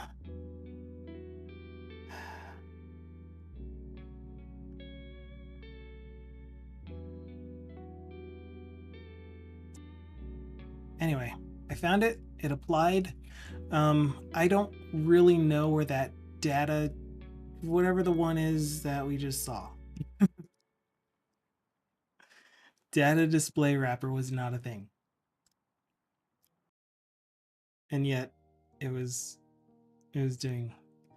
probably something that I started typing, but yeah, it was just wrong. Evening all. Oh, I mean afternoon. Is it only afternoon? It's not even afternoon for me yet. It's 11:11 on 11/11. This is the 11th episode, so manifestation portal open. But yes, hello TBD. Great stream this morning. I'm glad you were able to take your time with it. I know that you get, not that you get, nor do I know. It seems like you get frustrated with the stuff you're working on, but you know that it is very worthwhile, and it is really good seeing you go through the process of learning it. I know you, I keep saying I know you. I don't know whether this is true or not, but I assume that you get caught up in, man, I am making my viewers feel alienated, or they don't like watching struggle streams. But honestly, it's a good stream. It's fantastic. It's worth our time. It's worth my time, at least. Yeah, and I do empathize with the feeling incompetent or dumb, because that's one of the things that that affects me a lot. Feeling incompetent in front of people, especially, and being judged, because I judge myself hard enough. So doing something incompetent in front of other people, or things that look incompetent in front of other people. Oh, but you're doing fantastic. Keep it up. I want to encourage you to keep going the direction you're going. You're gonna get it figured out. Not that you need my motivation. I just want to give it to you anyway. You seem pretty self-motivated. Okay, that's done. Now we need to display the actual transformed data. How do we do that? Close your eyes and wish for it. If data file mapper state dot show transform preview, give us this thingy. I know you're trying to help out Copilot, but you don't do very good in Razor files very often. Are you going to give me a data table component? Is that what you're trying to give me? No, you're giving me the wrong one. No. No, Copilot, no. Ooh. My data table display does not take a data table parameter. It doesn't look like. It only uses this mapper state.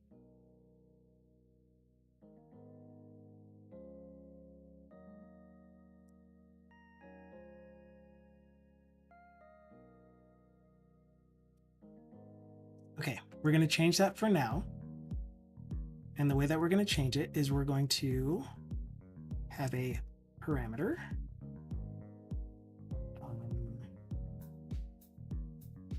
Public data table nullable data table, man, give me a sec.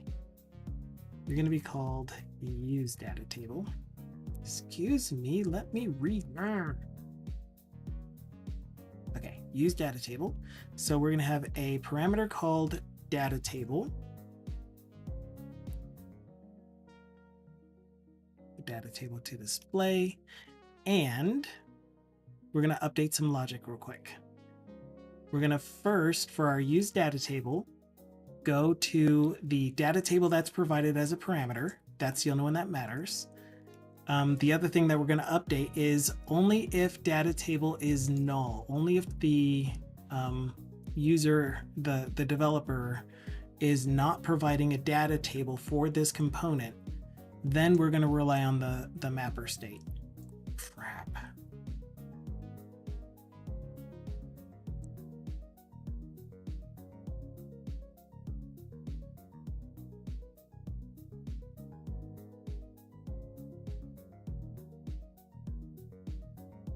Which is cool, because this thing doesn't have any functionality for doing things like telling the parent component to do anything special.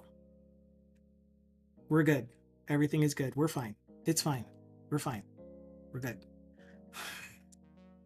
So, and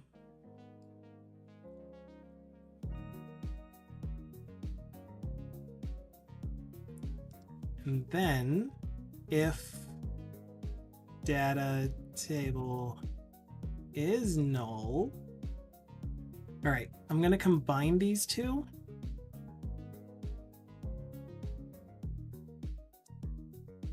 Like so.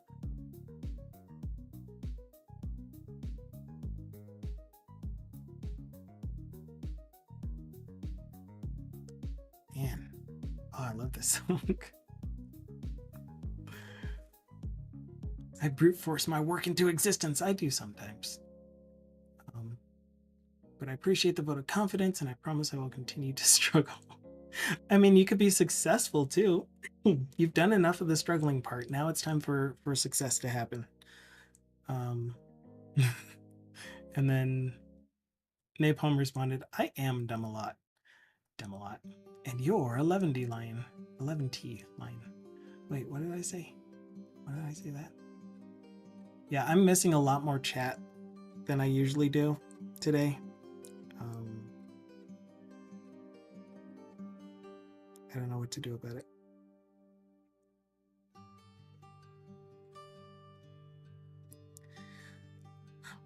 Refocusing is what I'm going to do. I am a ray of sunshine, I know. Success is fleeting. The next problem is just a line of code away. Now, if you're intentionally doing, if you're doing it to be funny, that's fine. If you're intentionally doing it to bring people down, then I would prefer it if you didn't, on this channel at least. But if you're just being funny, be funny.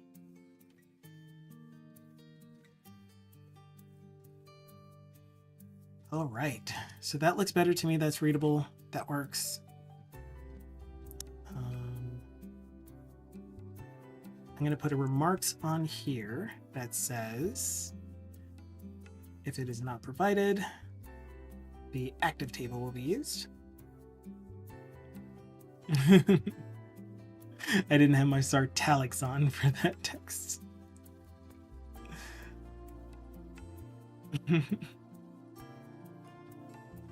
This is also me.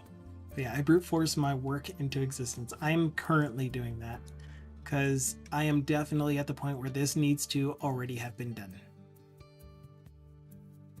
That is my manifestation at present.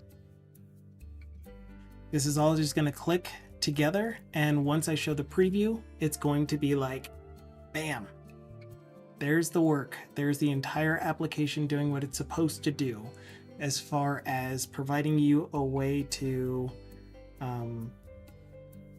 specify an input file, display data from that file, map it to a destination C# type, and display what the results are. Sounds easy enough, right? So let's see what that looks like. Meow. And let's find out how long it takes for it to do the whole dataset.apply. That's going to be fun. So we're going to configure some mappings for installation. Again, lab sample ID, we're going to regex match on numeric sequences, and we're going to take only the first number from that, or the first element from the resulting string array, and make that our output. Then we're going to, now that we have a mapping, we're going to preview. And we did preview, but where did it show up, if anywhere? This is the table that is displaying, or this is the whole data set here. I am not seeing the data table, the resulting data table. So something went awry.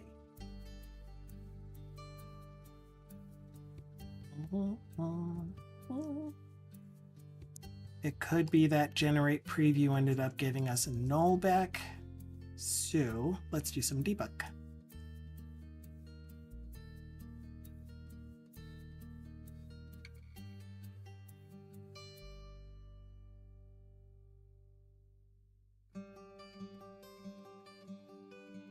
There's errors. Well, that could be one of the issues.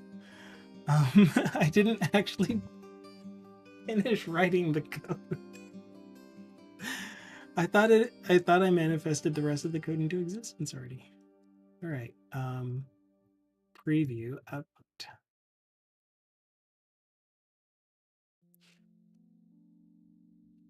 And just in case, no, just in case. Jessica case instead. Okay, we're gonna still run it in debug, just in case we do run into something that's going to be an issue. Error, you forgot to press tab a few more times. True. That needs to be an error message. It's like, error, you forgot to press tab a few more times. Fix suggestion, press tab a few more times. Okay, map, lab data sample. And we're all going to cheer after this because it's going to work exactly the way you have a breakpoint, exactly the way that we're expecting it to.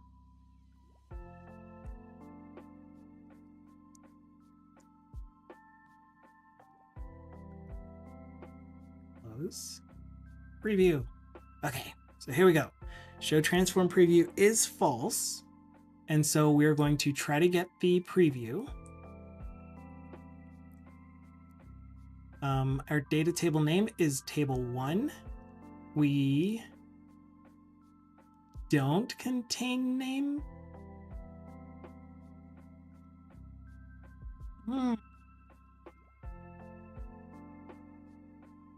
How is that possible? Tap key warriors for the win.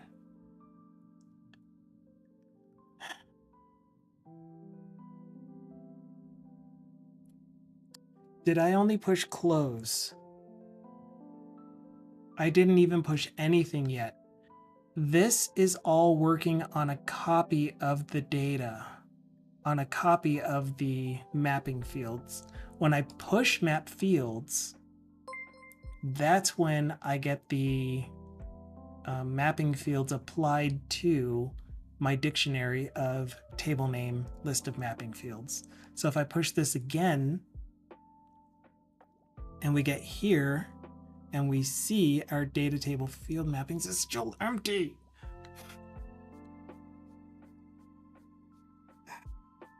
So I knew that there was going to be something that we run into. So the UI is not acting the way that I'm expecting it to. Main thing. Anyway, thank you so much for the follow. I did not mean to ignore the sound for so long. I don't have follower names showing when someone does follow, in case you just want to follow and hang out and be in the chill vibes or whatever.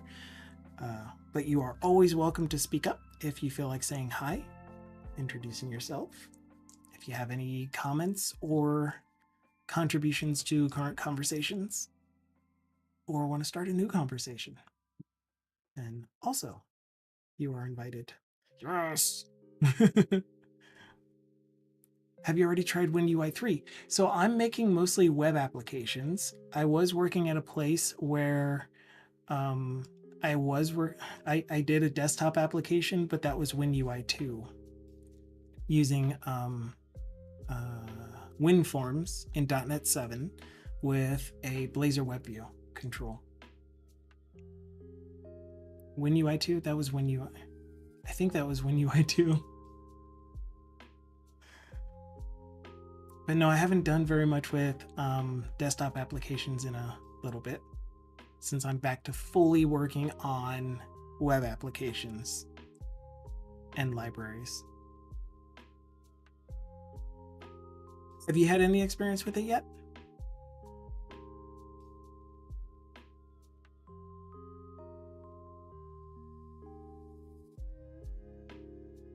And for everyone else in chat that feels like responding, have you done anything with WinUI 3?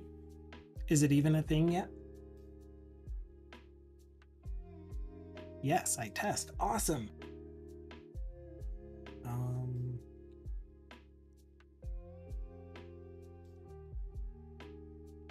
This page.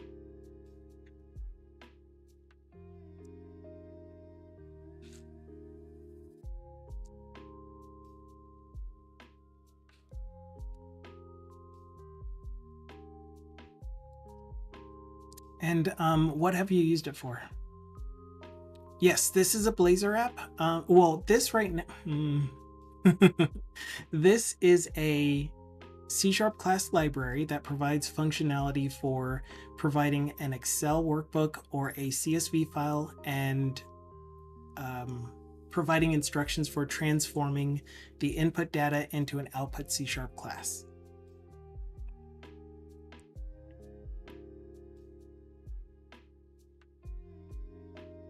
Then I'm making a component library on top of it. So not a Blazor app yet, but a component library on top of that so that you could put it inside of a Blazor app.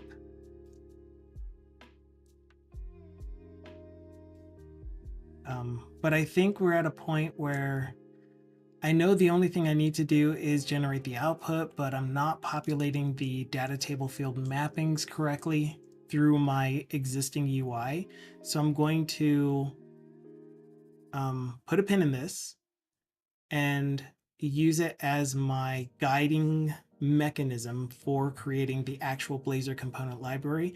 I'll most likely reuse the majority of the components, but we're going to go through bit by bit to make sure that they are doing what I'm expecting them to. We will restyle the UI so that it actually matches something that's usable. Just to show the and what you're seeing on screen, the actual web app, is a sample usage of that library, but again, it's just a sample app. It's not the place that it's going to live. I have 1, 2, 3, dang it, Vegemon, HasTrack, DDMS, RTrack, Chain of Custody, Water Management with its upload, RMA Water. So 7 Blazor web applications right now, and 1 VB.NET application that's going to be pulled into one of those web applications. And so this is going to be a part of RTrack. I was just doing it as a separate component library. Yeah, I mean, they're not like stunning or anything. They are line of business applications that don't need to look the best since it's only used by our site. But for example, this is one of the main applications that we use at the organization, at the site. This is the Rocky Mountain Arsenal, which is now called the Rocky Mountain National Wildlife Refuge. And this app maps out the locations of our treatment plants and our wells and gives us charts and reports that we need to provide for recurring reporting compliance stuff, environmental compliance. I don't know the terms. But yeah, so this application has a billion different reports that I can generate. It has functionality for being able to put charts together in one file that can then be turned into a PDF that is then added to that report with symbology and all the good stuff. And then the way that we get information into here is through the use of another app called RTrack. And RTrack is a way for a lab to provide information about samples that we have sent to them, water and soil samples that we sent to them, and the analyte detections in those samples. And so they send that back to us by uploading it through here. The way that the lab gets the information is from this other app called Chain of Custody.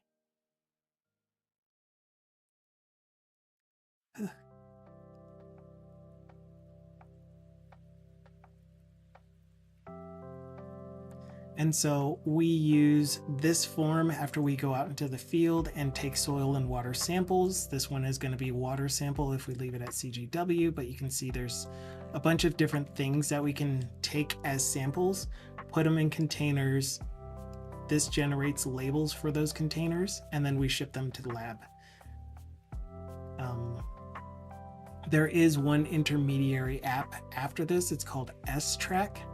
And that's the sample tracking thing. Yeah, lots of data. The sample tracking application is the one that is the desktop app currently that I'm going to pull into this application here, where we review the samples themselves, create an invoice or an order form essentially for the lab to do the tests. And so the sample tracking is, let's assign sample numbers so that when the lab gets it, we'll be able to correlate the results with the samples that we sent them. And then the other two apps that I can think of off the top of my head are Waterman. I already showed you Water. Water management is our treatment facilities. We just monitor the water flow that goes through them. And this also lets us generate reports for the amount of analyte we see coming in through our inflow treatment plants, and then the amount of water going out, but the amount of analyte in that water going out. Anything else? Yeah, login for each of the apps because they all have different roles. I did want to make it single sign-on, where you sign into one of the app, you're signed into all of the apps. I think I still can do that, but at the time, all of these apps existed as JSP applications, and I needed to convert all of them from Java to some Microsoft technology. I got to choose what that was, but have that done within a year, essentially. And the previous developers that were maintaining these systems that all decided to leave right before I got here were quoting essentially 1 year per app. And yeah. And so as a solo dev new to the project with a junior dev that was help desk until the day that I got there, then he became junior software developer, went through all of the apps, converted them over to MVC .NET Framework, converted the desktop apps that were VB6 over to VB.NET, and moved the databases from on-premise up to the cloud, up to AWS, along with hosting the apps in the cloud too, instead of hosting them locally. So there were a few things that I wasn't able to do immediately off the bat, like let's get single sign-on working. Let's get federated sign-in working for all of the apps.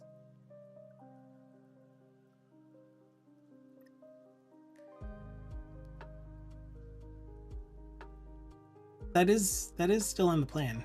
It would be nice if. Oh, and then I did go from finishing the last app and converting it and getting it converted to Microsoft technology, latest .NET stuff, to .NET had updated from .NET 2.2, which I was using Framework 4.7. They went from .NET Core 2.2 to 3.0, and Blazor Server was officially released. And I was like, I want to do that. So even though I was using WebAssembly still in preview, but I converted everything over to Blazor WebAssembly. And right now, the majority of the apps, except for one, the RTrack app that I showed you, are Blazor WebAssembly, at least .NET 5. And yes, I am the only dev on the project. So it went from me being the senior dev with a junior dev position, and I was working under a separate contract firm, contracting consulting company. I was hired by them, and they were contracted on this contract. That junior dev, again, fresh, like even when I was interviewing the replacement for the one that left, that was help desk and then became developer. And it was his first time doing actual software development, and he did really good. It was really cool working with him. He's a very smart guy. He is geared more towards problem solving and troubleshooting issues than writing code to solve problems, kind of thing. I don't know if that even made sense, but he left. He got a better job, one that is very suited to him, and he's still working there, and he's still in contact, and he's having a really good time with it, and I'm really, really happy for him. But I got another junior dev after him, who shows up here every now and then, and that one said they knew Blazor, and they weren't as confident in Blazor as they had initially given the impression of. And so I gave them one project while I worked on the rest of the apps. I gave them one app to try to convert. By the end of that person's employment at the place, the app was still not completed. And so we got another junior developer that was very honest, fresh out of university. I wanted to give them the opportunity to be exposed to .NET, especially working in Blazor in a production environment. And so they were doing their best. They were learning Blazor. And then I was like, my situation became unamicable. It wasn't very good in the long run. So I ultimately, after I finished all of the stuff that I had intended to do, I ultimately left the position, and I got hired by a software consulting firm called Sanity, and I was doing client work with them. So I was part of their consulting firm. They had many clients. I was working on a team for one particular client. That was a lot of fun. Not for me. Not the type of situation I really liked being in. So I was still in contact with the people that maintain the contract at Rocky Mountain Arsenal. I put them in contact with Sanity because I didn't want a non-compete issue to come up. And Sanity was like, well, it's not a big enough project. We wouldn't even consider this. And I'm like, are you guys okay if I consider it? And they're like, sure. So I worked contract for Rocky Mountain Arsenal because they still needed a software developer. They didn't have any when I left. The other junior developer eventually left. So they asked me back, and they had me in the evenings for 4 hours. So I worked a full 8-hour day, did dinner, worked 4 hours in the evening, 4 more hours in the evening, and then eventually got to the point where I'm like, I would rather be doing that solo dev for you guys, direct contract. Let's do this. So then they hired my company, Automated Realms, and I've been working on a contract for them since May. Full-time contract, maybe November. Point is, it's a much better situation. Things are going great. I am moving a little slow on this library, but man, everything else is great and fantastic. I just feel really, really bad that this library is not done yet. Oh, and then I couldn't stream my work product when I changed jobs. I used to stream my day 6 hours a day, Monday through Friday. I couldn't stream that when I changed to Sagetti. So I was streaming 2 hours a day, Monday, Wednesday, Friday, a side project that had nothing to do with my work product. And then when I came back to RMA, we finished up that side project, and now I'm working on my work product again on stream. Okay, to be fair, this is a very complex library. There's a lot to it. And I thought it was going to be so straightforward. You pick a file, I turn it into a data table, and then you say which of these columns goes to which of the output columns. And we're done. But they're like, no, this field actually outputs to two different fields, but only part of this field outputs to them. And also, when this thing says water, we need it to say W instead. And also, when the analyte is this, and all of these other rules. No, not always. I used to 100% of the time when I was doing my day job, stand at my desk. Lately, I've only been standing at my desk during the streams, and then for the rest of my day, like if it's a day when I'm going to do music afterwards. So that's the other cool thing about working for myself. I work my 8 hours, and if I want to, I can add hours. I don't get overtime or anything like that. I have a set number of hours that I can use on my contract. But if there's like just this problem that I'm this close to figuring out, and I just want to go that extra 2 hours because I want to stop by 3:30 every day because I want to spend time with my wife. But I can just keep working and bill for those hours that I'm actually working, as long as I don't exceed. Can you subtract my hours? Yes.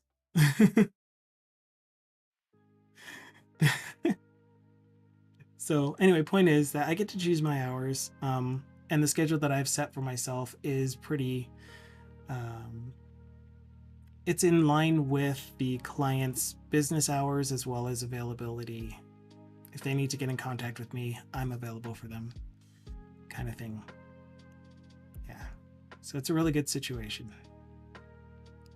There was like this day that we just wanted to go up into the mountains, and we randomly decided, let's do it on this day. It's a day when most people probably aren't out driving around the mountains, walking trails and stuff. So let's choose that day. And then I was like, okay, we're going on that day. It's really nice. Helps you for reflect on better. If I'm understanding your question correctly, then yes, there is a lot less stress because of it. Although, oh, it helps me to focus. Okay, so standing up helps me to focus better?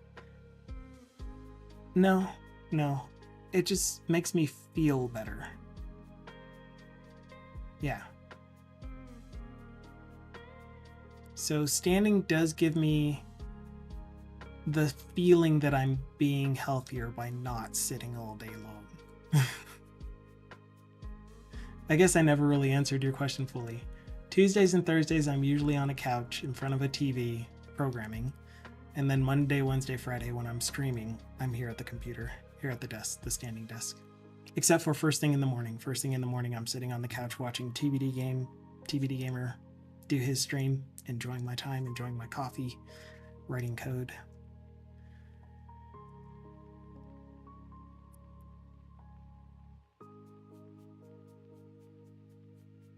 Oh, yeah, I was just showing the app as in its current state. So all of this stuff does work. What I think is going on currently is when we open the field mapper, I'm making a copy of the transformations of the field mapper objects.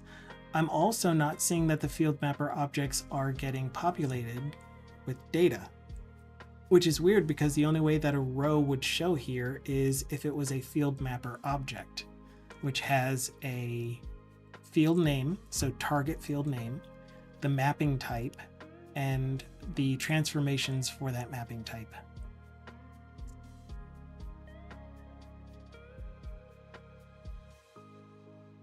And so this map fields button should apply those. It should actually put those mappings into the imported data file object for that table. But they don't seem to be doing that because that's coming back as empty. All right, Enjoy, thank you so much for being here and thanks for asking questions. Feel free to talk about any of the projects and stuff that you're working on, especially with WinUI3. I'm very interested to know what you're doing with it, but whenever you happen to be around to do that, I hope you enjoy your food. Fridays, by the way, if you ever have any projects you want to share or talk about, Fridays on this channel are community day where I ask people for more detailed information about what they're doing, what they want to look at, what they want to work on during the stream. And I don't work on work. All right. Okay, so what I'm really wanting to do at this point is to make this for real. Let's make our component library. What I am going to do is gut this component library. I'm going to keep a few things, but in order to gut it, we're going to stop the app. I'm going to push our current progress. We're going to let Copilot tell me what I did, which wasn't much. I use way too many words.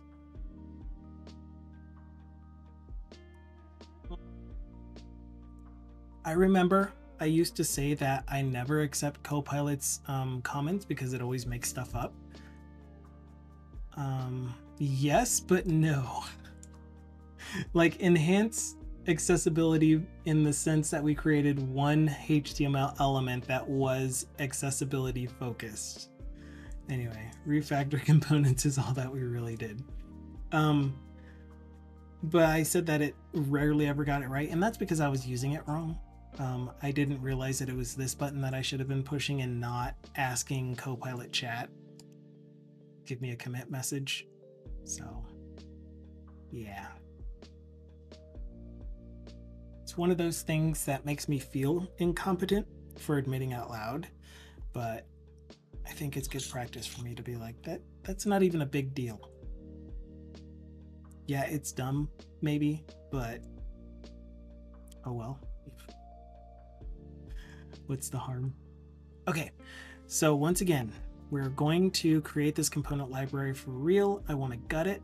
Before I gut it, I am going to back up the project so that we have it as a reference, so that I can add all of the stuff into it under a different name.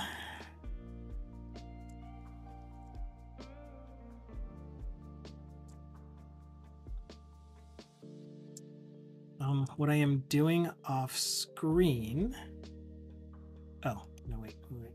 What I'm doing off screen is renaming the project folder.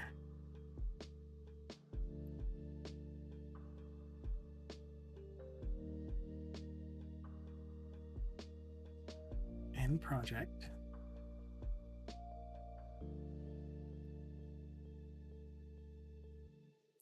And I'm going to leave all of the namespaces the same. It'll be fine. Everything will be fine.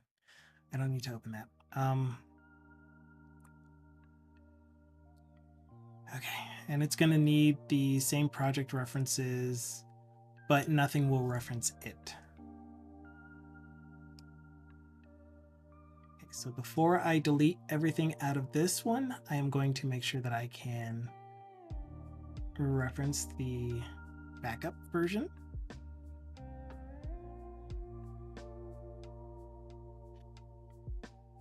That is a thought that I need to do. First of all, you are correct-ish. The thing is that I want to be able to see the code actively while I'm working on the new branch, on the recreated component library. And so I don't want to have branch open on one screen, current branch open on the other screen. I do have two separate folders. Cool. Yeah, you do understand it. I do have, that's Dropbox. What happened to the folder with the actual projects? Did I actually close it? Actually? Dang it, now I'm caught saying actually a lot. You clone a second repo. That's what I was about to show. Thank you. So if I were to open folder, and I went to my Git repo, you'll see I have a Git repo called rma-git and another one called rma-git user fix. This is the one where I can choose any of my previous or other branches, or if there's like the client comes and says, I'm having this issue with this app, and that happens to be the one that I'm working on, and that fix involves other things that I'm not doing with my current progress, with my current effort, then I will open that project, that solution in here, create a new branch in this local repo, merge that, go back to my current branch in the other folder, and pull, merge, all that stuff. Anyway, same thing you do is what I'm trying to say. With that in mind, I need to keep a copy of the thing that I just changed. Actually, no, I don't. I can get rid of that now because I'm going to do it the way that you said. It's a better idea. I was just being lazy. But this really does need to be done in a new branch as it is, because we're done with the initial setup of the data import utility. So I just deleted the copy that I made, and I'm going to see that there are no changes, and we're going to merge the utility, because that's where the component library lives, into main. So let's do that. Dev.azure.com. And I am going to do it as a PR. Yes, I am a solo dev, but I still like to practice doing PRs to get my code from my branch into main. That way, if I ever do happen to get more people on the team, it's just natural for me to keep doing it that way.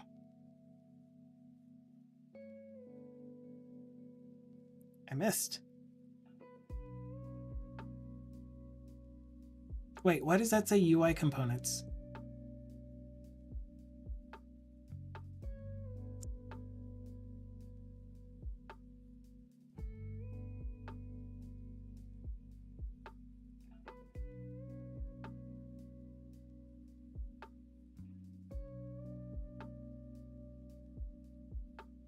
This is the branch that I need to be working in for this.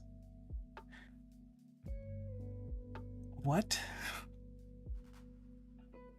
Why is my sample library the one called initial library and the one that actually has the library in it? What?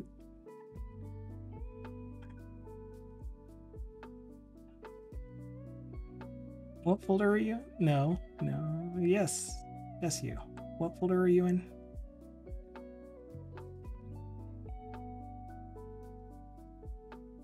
This is an RMA Lab Data Import Service.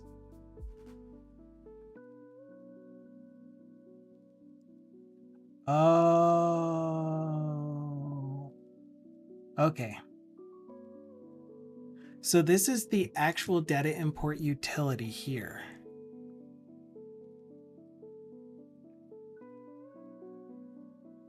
And then the lab data import service, what I'm calling library here, is this specific one for the Rocky Mountain National Wildlife Refuge lab data import that will use my data import utility.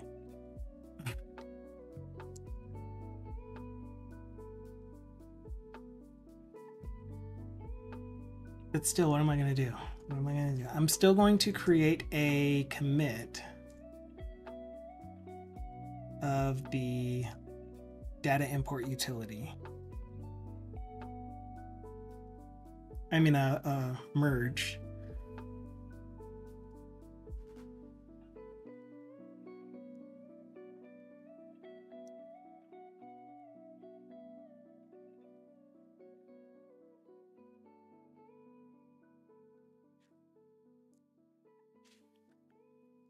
I would normally pick reviewers, blah, blah, blah, blah. This is for 5:30.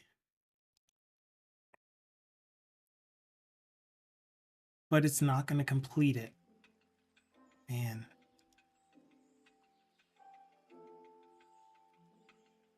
So we reviewed the code. You guys looked over it with me. You were here the whole time. We pair programmed. You looked at it. You're like, yeah, these all work. You're good. Just commit. So we're going to complete. We're not going to delete the task. We are not going to complete the work. Or wait, we are going to complete. The reason that I want to create a new branch for the effort that we're about to do is so that we can just check out the branch instead of checking out a specific commit from the branch. But that doesn't make sense to do. Because it's still the same work item, it's still the same branch,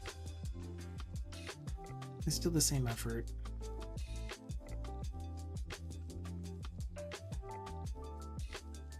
So we're rolling with it.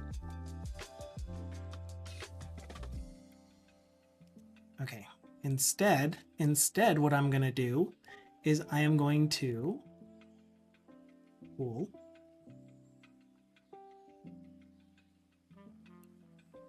good, and I'm going to branch off of this one.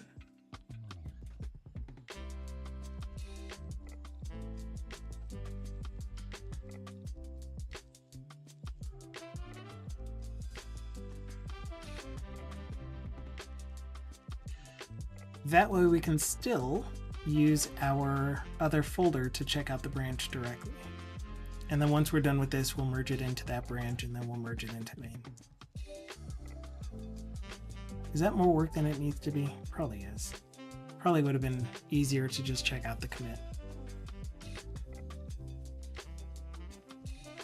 I think we're just going to check out the commit. I don't know what I'm thinking. I can make decisions, I promise.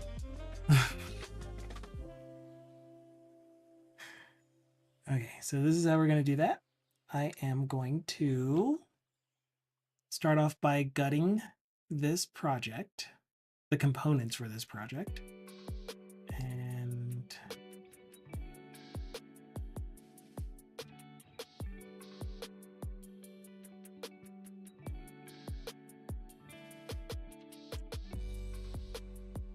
one of the things that we need to do is go to app, not app, go to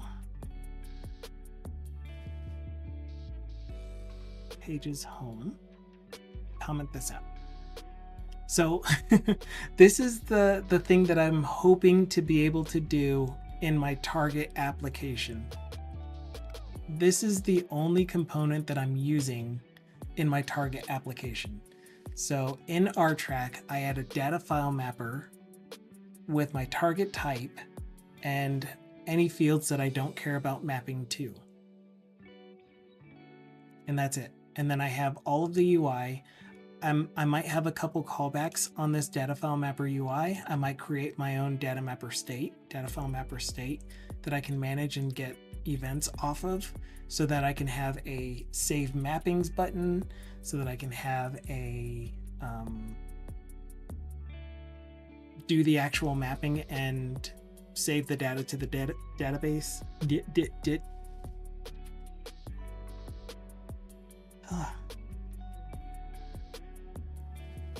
Okay, I guess there is one more step in you. So since I have CI/CD turned on, the pipeline kicked off after the successful PR merge, and the build was successful, so the release pipeline kicked off. And it did the test version, the beta, of the NuGet library. And now I am going to approve the release version of the NuGet library that gets generated, NuGet package.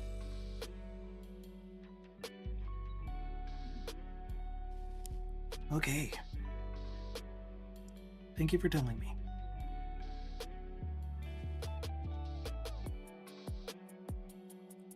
Okay, 1 hour and a half. We got this, right? Again, I will most likely just be re-adding the same files, but I'm kind of curious to know, now that I have all of this information, what exactly will I do?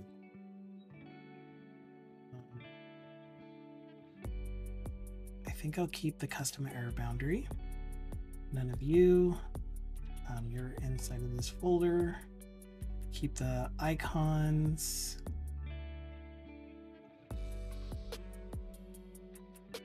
SAS. Am I even using the data reader service?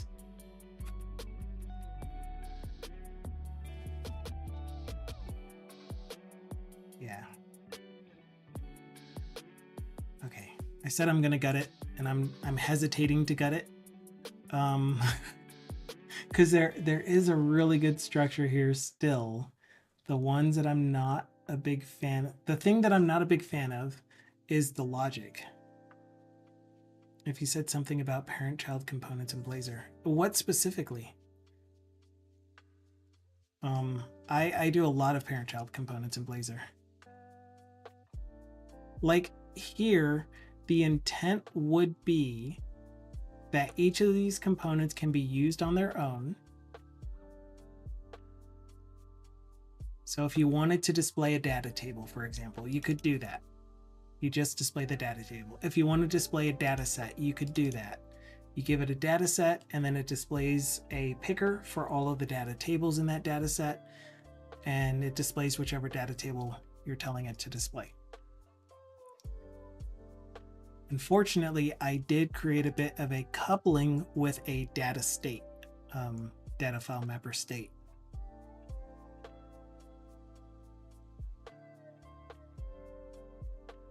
This is definitely a parent-child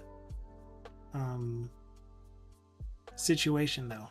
So this data mapper state, this state right here, gets created by the data file mapper component. So if you're using the data file mapper component, it'll set up a state on its own.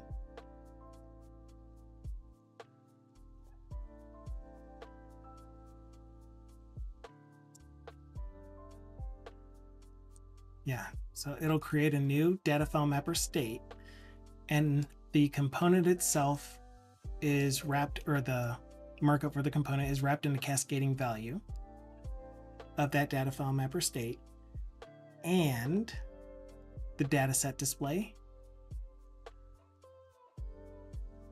has a cascading parameter of that data file mapper state that gets passed down through all of them. And whenever they initialize the data file mapper, the component itself checks for a valid data file mapper state and says, if there isn't one, throw an exception.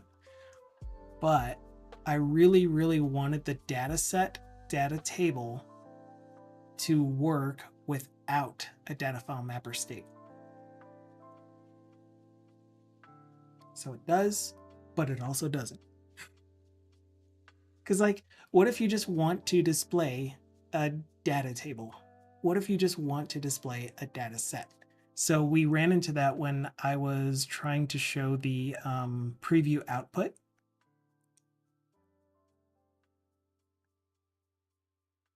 So if you are showing transform preview, then I wanted to show the data table display component with a specific data table that wasn't a part of the data set. That wasn't a part of the, that isn't in state.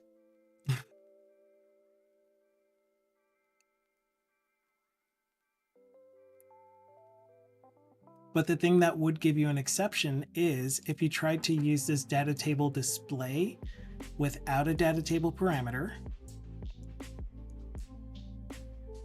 then it would throw an exception if there is no state, no cascading parameter state. Yeah.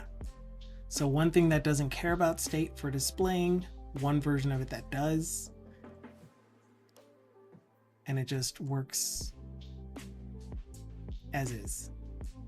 So now that I've explained that, thank you for asking about it. Now that I've explained that, I think I am just going to transform the existing stuff. The thing that I would really like to rework is the CSS for a lot of these. I knew that I was going to do this. I mentioned it that I was going to do it, but I really had the intention of gutting it and starting the UI over.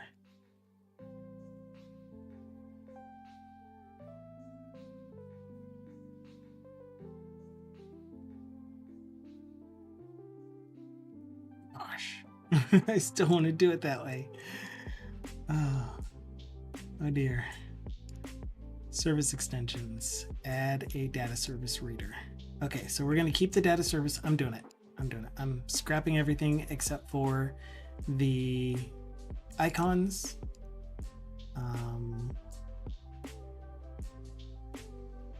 Yeah. Even if I do keep these other components, I will pull them in one by one. That's what I'm going to do. Dataset components, file picker, keep the icons, keep the model, keep the service. Remake the state. Okay. Boy, I did it.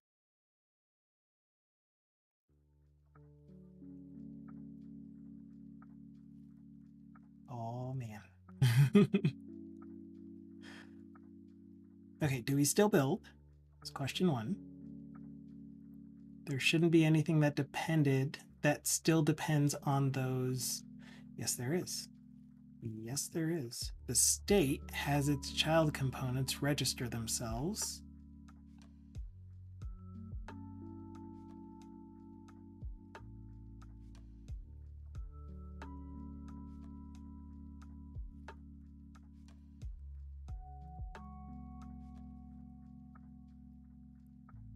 Okay, again. Code analysis is the only thing in there. Icon components, abstractions. Good. So those are fine. Okay, and you have some issue with bundled CSS because there are now isolated SAS files that are trying to transpile.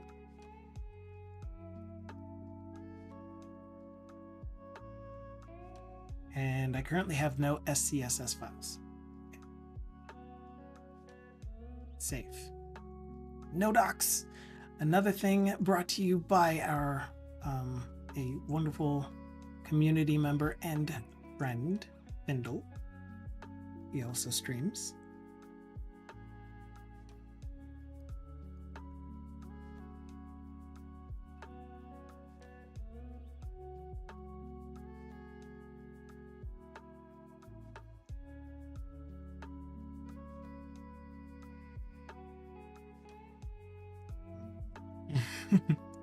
I wasn't expecting that. Our intrepid programmer friend, Thindle.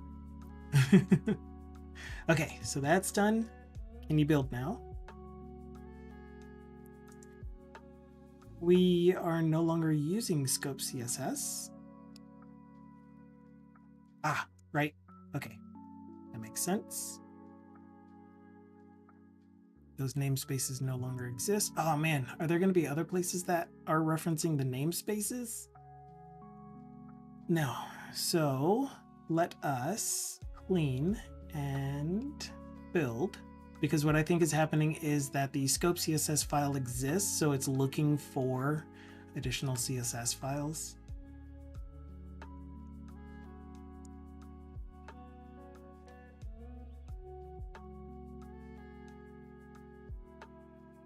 I don't want to have to delete bin and obj. Just work. Just work.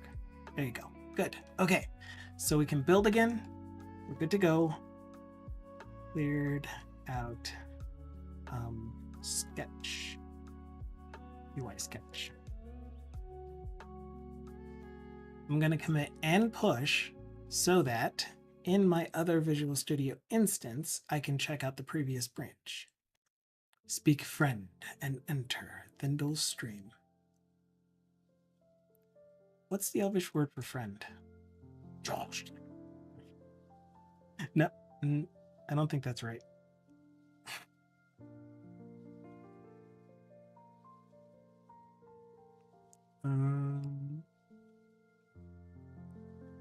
Make it. What's this app called? I don't think I have it cloned.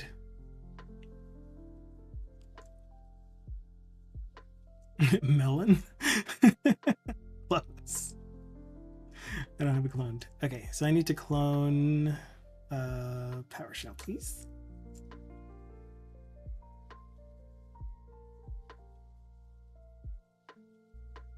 Library. I need to clone. That's another issue. I need to clone both the lab data picker thingy and this one. Repos. Files. Clone. Git clone. Right click. Go.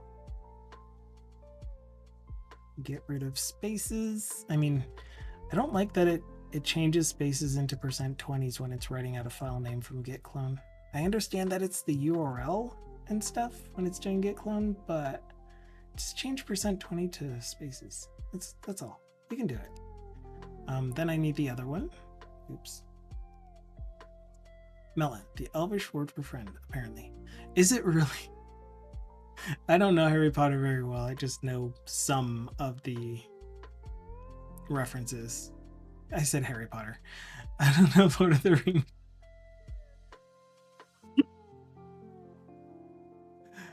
That whole thing about not wanting to look completely incompetent.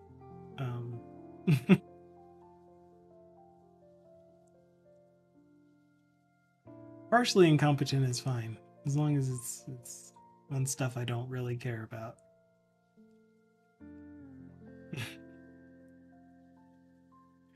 Git clone pasta. Okay, there's my lab data import service. Oh, good times. And actually,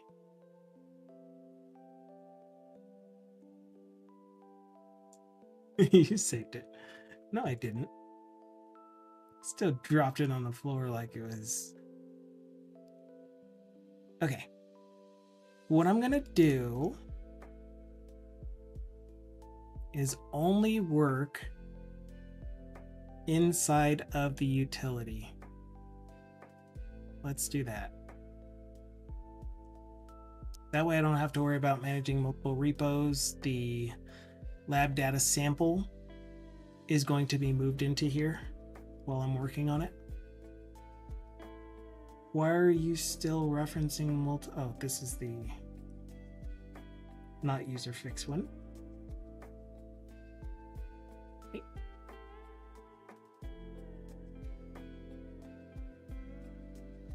Open project resolution. Repos. Git. Permits. Source.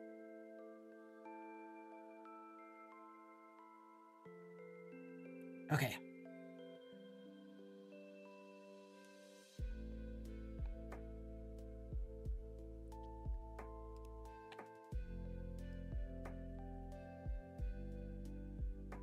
New solution folder. Sample project. Sample app. Sample UI.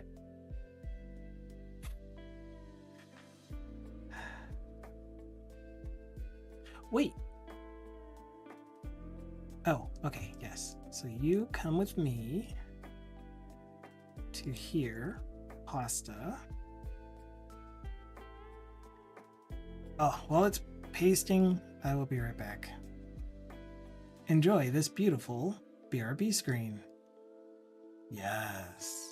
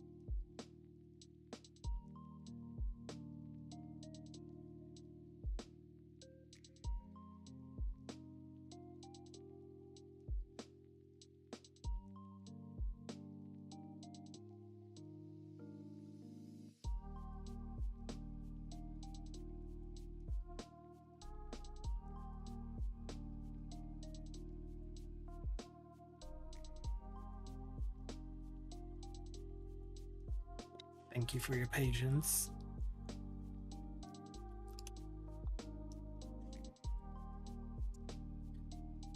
While I was away, we got a couple of dad jokes, one by that other bot. Why can't a bicycle stand on its own? It's too tired. And the one from the good bot. Did you hear about the cow who jumped over the barbed wire fence? It was utter destruction. That is terrible. I can't condone that joke. That makes me hurt inside.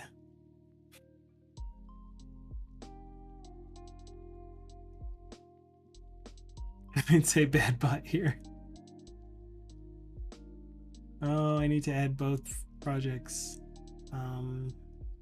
In what order? This one first. Do you have references to any of the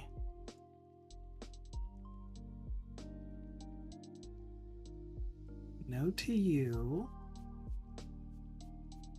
Okay, where?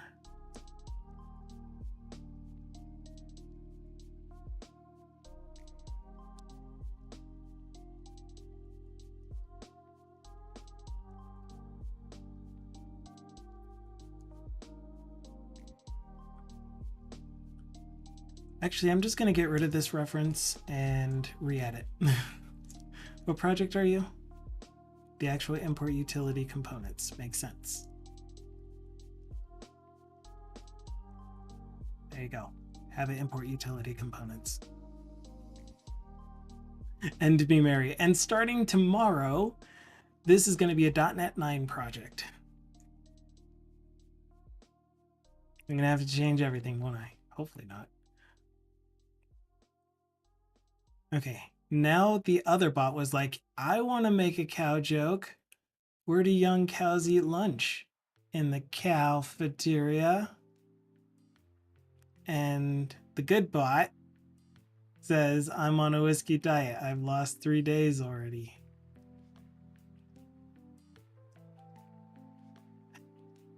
If you want to add days, Dukasoft,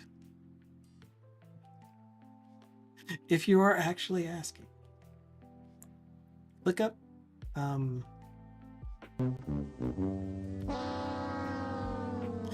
brain heart coherence. The end. I gotta turn that off. Those were pretty faily. And then I need to add the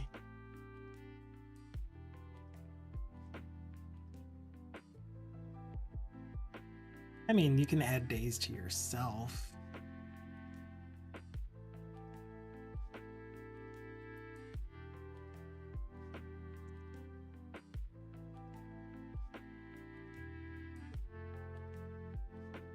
Okay.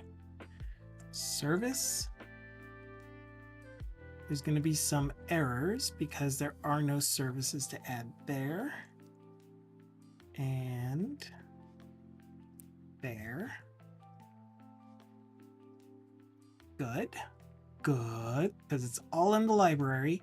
The whole reason I had that lab data import service project, repo, whatever you want to call it, it's both, was because I had intended on writing the specific to RMA lab data info stuff. Then I just completely didn't. So then this project now needs a reference to the RMIT's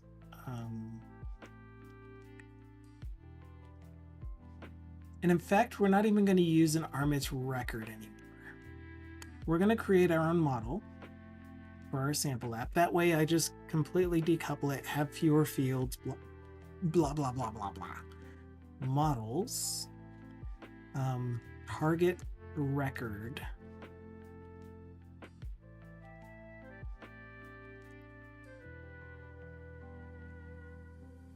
The target record is going to have a public string sample ID, sure. Public string sample type, sure. What else? What else? What else? No. Oh, that was a bit much. And then I also want to ignore, excuse me. I want to ignore, what are you? CS8618.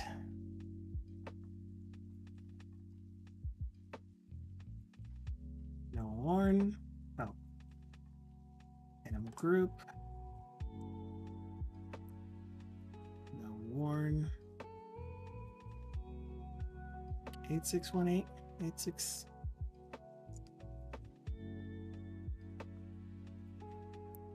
CS8618. Oh, I do have it. It is no warn, right? I have to look it up every time. And it's a property group. That's probably why I wasn't getting IntelliSense. There we go.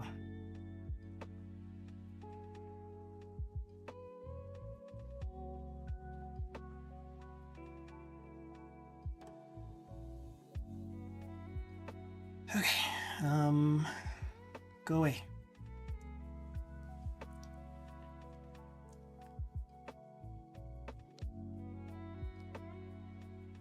We can do an int. Yeah. President not sure knew what I was trying to do.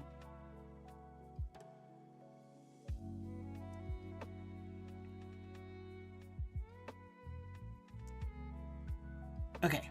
So when we get ready to do this, we're going to have a target type of this. Instead of using anything from our actual data that we're trying to get to, we're just going to use this one that I created specifically for this sample. That said,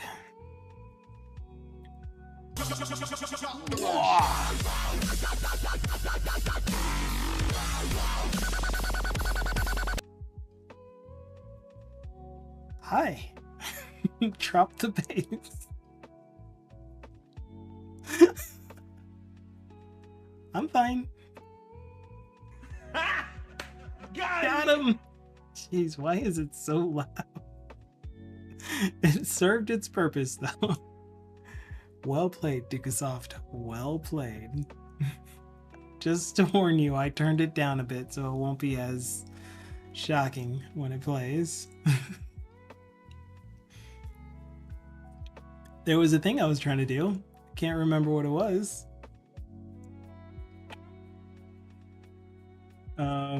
We're good. We're good. We added sample app. It sounds fine on our end. Was it really not that loud on your side? Because it was really loud in my ears. Oh man.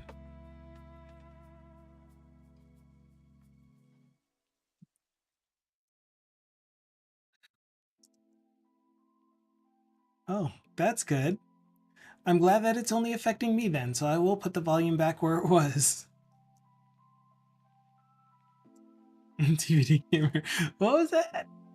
I'm trying to repeatedly bang my head against the desk while figuring out a Docker file, and I hear some dubstep. Not just any dubstep, Skrillex.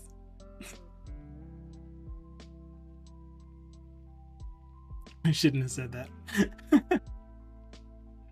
It's supposed to be a bit louder than you. It wasn't too bad.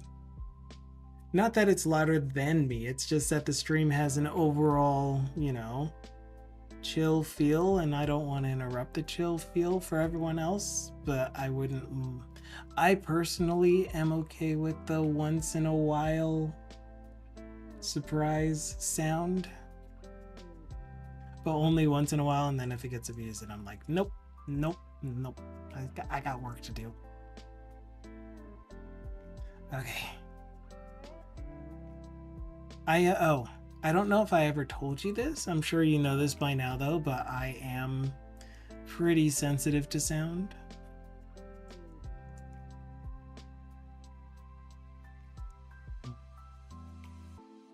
Okay. since I merged to main, this should have all of the stuff, right? Yeah. I'm pulling this off screen.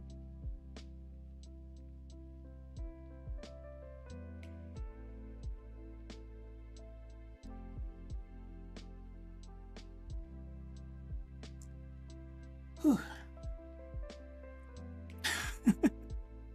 I have a heart. About that brain heart coherence. They were in sync for that one. Ha, in sync. No, it was a Skrillex. We already went over this. But I want to hear the music. And since I have the music so low for you guys, I turned the volume up really high for myself so that it sounds like normal volume music.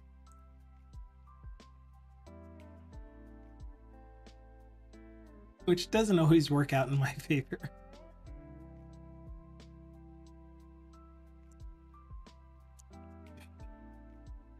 I'm all like floundering and trying to figure out where I was. Okay, we're good. I'm back. This is the current app with the sample app. We're going to set the sample app. We don't need to print the internet. We're setting the sample app. Awesome stream earlier, or Friday, was it, Scott? Are you streaming again soon? I want to see more of your streams. I want to be able to attend more of your streams at that. It was awesome.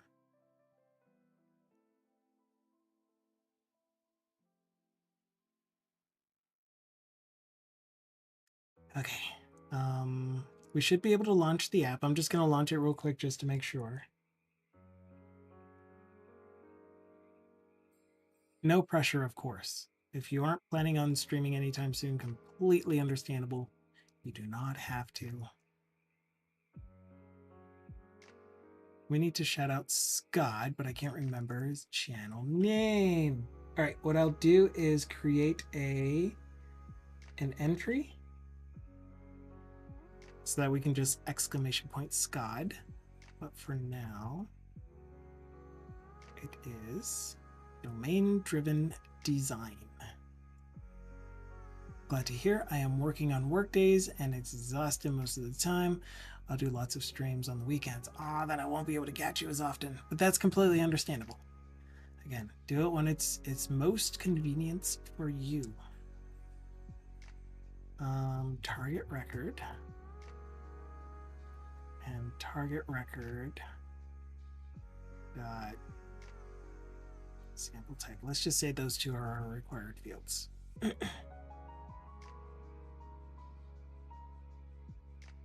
The thing is that my bot doesn't know how to do / shoutouts yet. I am subscribed, or I do connect to the pub sub thing, so I think I should be able to do / shoutouts from the bot. But for now, the only thing that I can do is create a blurb for SCOD, aka domain-driven design, add it to the database, automated realms, tables.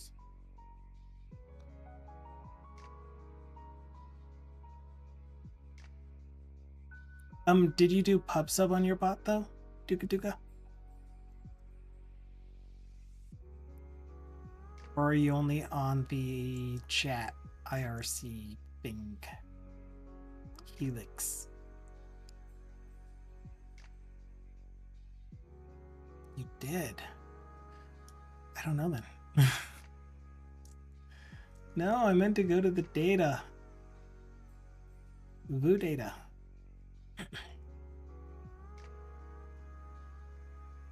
God. Crap, I need to come up with a blurb though. Did I already make one for you? Please tell me I did.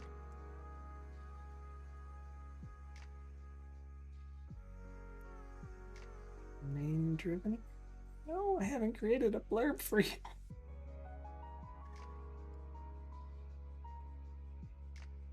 Scott, or domain driven design. And I think Emporium Guy is not live now. I thought I saw Emporium Guy go live. earlier. I don't see him online.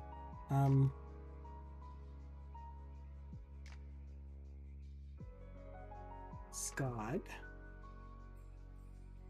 are you okay with me indicating that? Oh, he lost connection. Are you okay with me advertising, I guess, that domain-driven design streams are you? Or do you want to keep domain-driven design separate from you? Except when people go to your stream and they see you chat.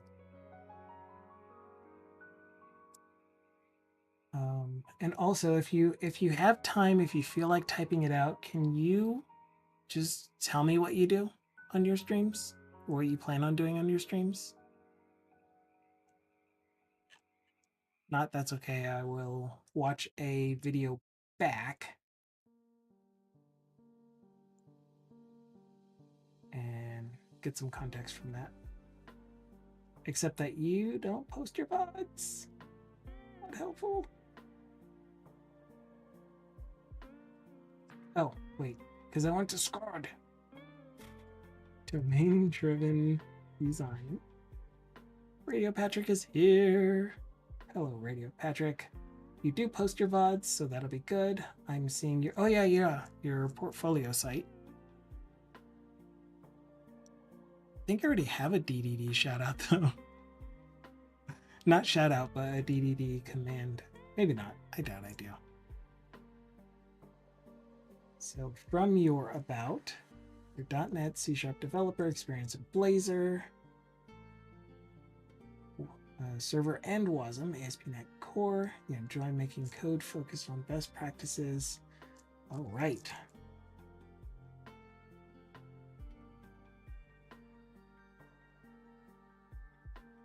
And then you do capitalize the D's. Domain-driven design, aka Scott, is an amazing .NET developer, experienced in Blazor, all flavors,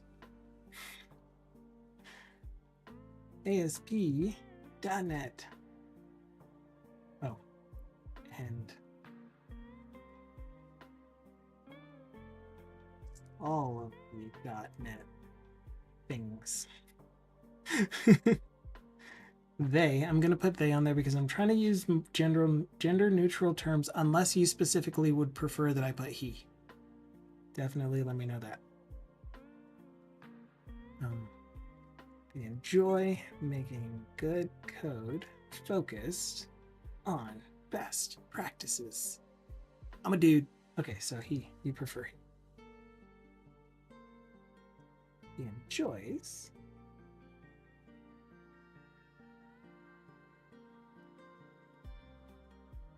making good, and I'm taking this directly from your about because lazy. You did Soduka Scott. I did that too. Soduka domain-driven design.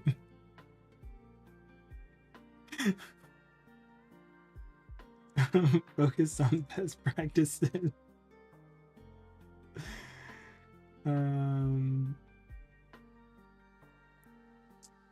Yeah, as well as good architecture.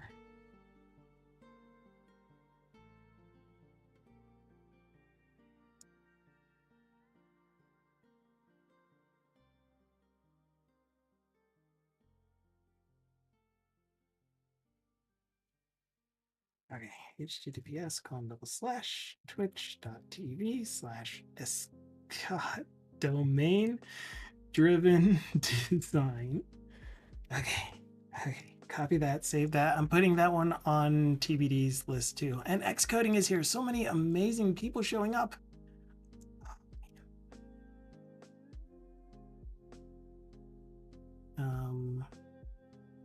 Zero global cooldown, user global cooldown, access level 3.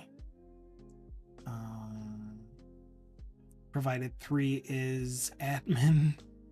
Actually, anyone can do it. Doesn't matter. Usage count, no arguments, chat response. Don't count how many times we've used it. So that means true. True enabled. 11:11. Okay, and then we tell automated roams, refresh commands, and we do SCOD. Bang. I like it when it just works. Short time memory of a Duca. All right, so Radio Patrick came in while I was doing all that. Says, oh yeah, Twitch disallowed bots from doing slash commands last winter, I think.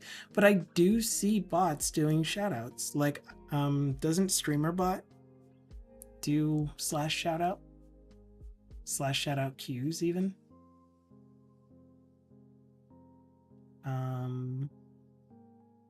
Or they changed the endpoints, I forget which.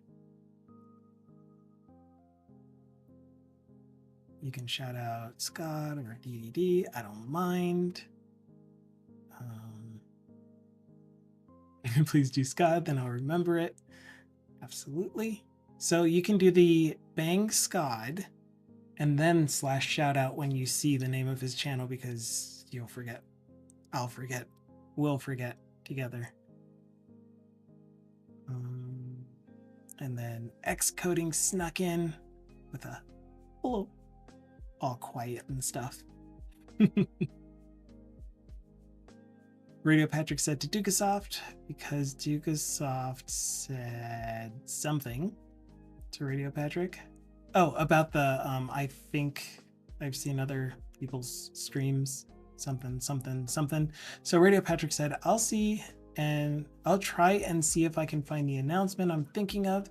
It might have been that they added dedicated API endpoints or something. I could be wrong though. Yeah, I think there is a specific way to structure the slash commands.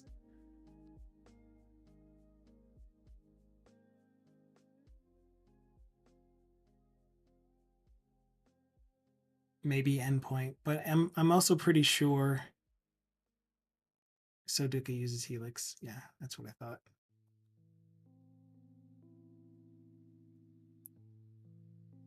I'm pretty sure something. They've added dedicated API endpoints for a lot of the slash commands features, like shoutouts, as I'm reading through the API change log. Yeah. What I think I was trying to get at is that you have to be using PubSub, but that one I don't know for sure. And when I say PubSub, what I mean is that they have the one that you can authenticate without a client secret, and then the one that requires the whole auth flow.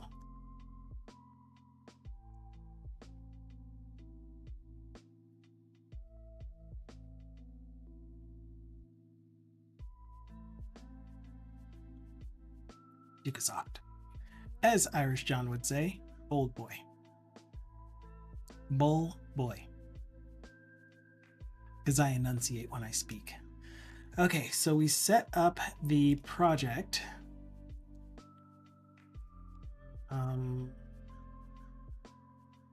Brand new, so that we can do the for real version of the component library for this data file import utility.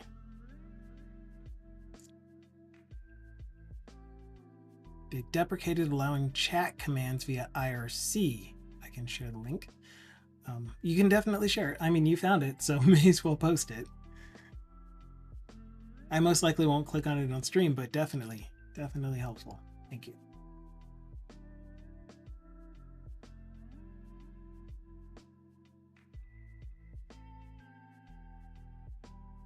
I rely on Ducasoft to figure things out first, and then he'll tell me how it works.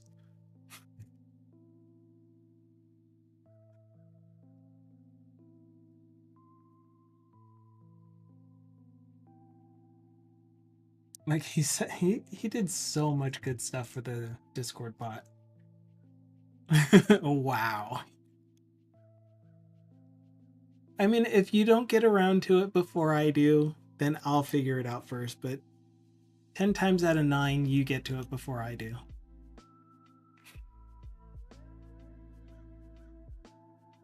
Yes, that is possible for those of you asking. Looking through the changelog does indicate that they've added dedicated endpoints for much of what was taken away. Cool.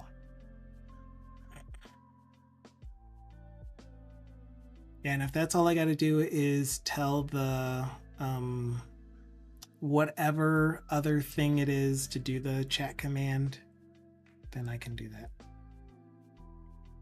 I'm gonna just swipe that because it's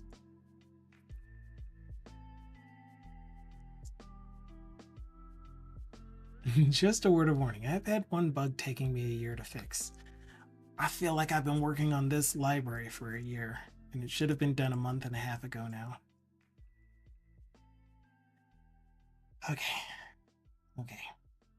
So I think we built. I'm gonna run it just to make sure we get the page.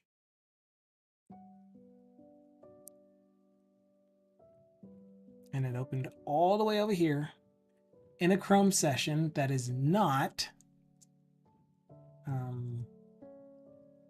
the Bedukudi tab. Oh, good. Yes. Cool. So then we got it. So the application, the sample app that I'm using for the library UI shows. Let's do some actual styling on this. So we're going to go back and do a .NET watch after committing is what I meant to do. The whole point of that was to do a commit on prepared sample app. I'm going to commit this and squash.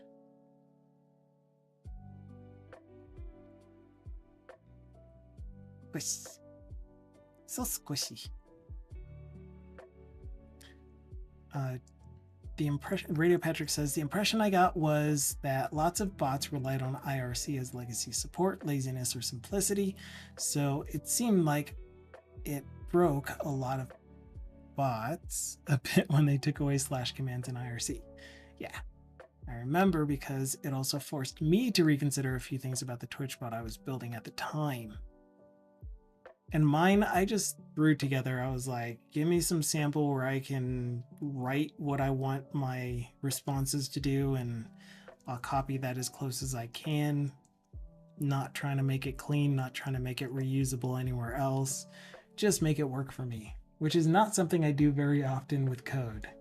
I'm almost always considering how can I generalize this so it can be applied to all of the situations all of the time, which is definitely something that I get trapped in. Like this data import utility, the entire thought process behind it for me, squinty eyes, is that I want to open source the utility itself and then use the utility specifically for the RMA stuff so that it works specifically with the RMA stuff. Specifically, in case I didn't say specifically yet. Before I embarked on my radio station silliness, I was halfway through building a bot that would combine a lot of the features of Streamlabs and Nightbot and be self-hosted by the streamer, plus some other things. Yeah, and that's my Friday streams. That's what I intend to do with my Friday streams, is take the library that I created for myself and clean it up, architect it a little bit better, and then open source it. Not that anyone needs to use it or wants to use it, but it would be there for anyone to reference or whatever.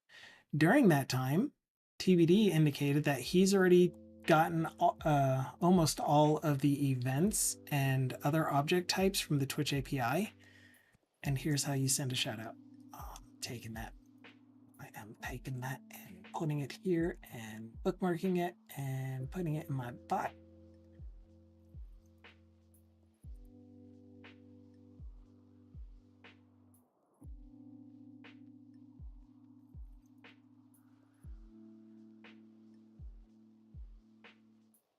Bookmark.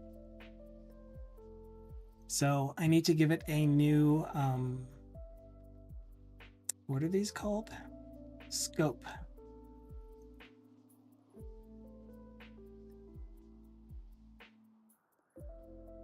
Yeah, and this is what I mean by pub/sub. The way they have it worded is the authorization header is required and must contain a user access token, which I don't think you can get without doing pub/sub, or at least the auth flow.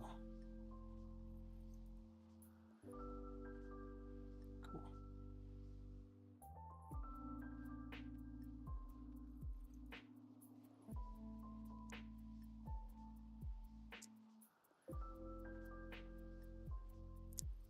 Yeah, definitely want to get back into bot work. I had so many chat game ideas. What if, and this is a big what if, but what if I started the framework of the bot that is extensible and you can add your own chat games to it.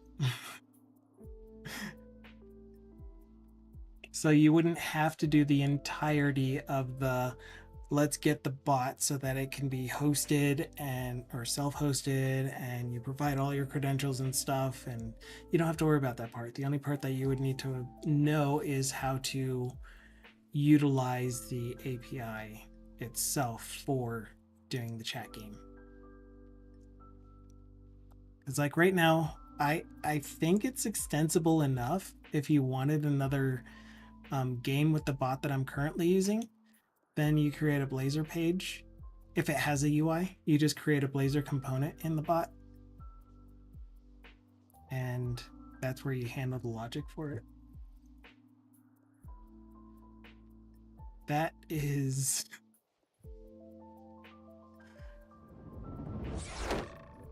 all the way across the screen.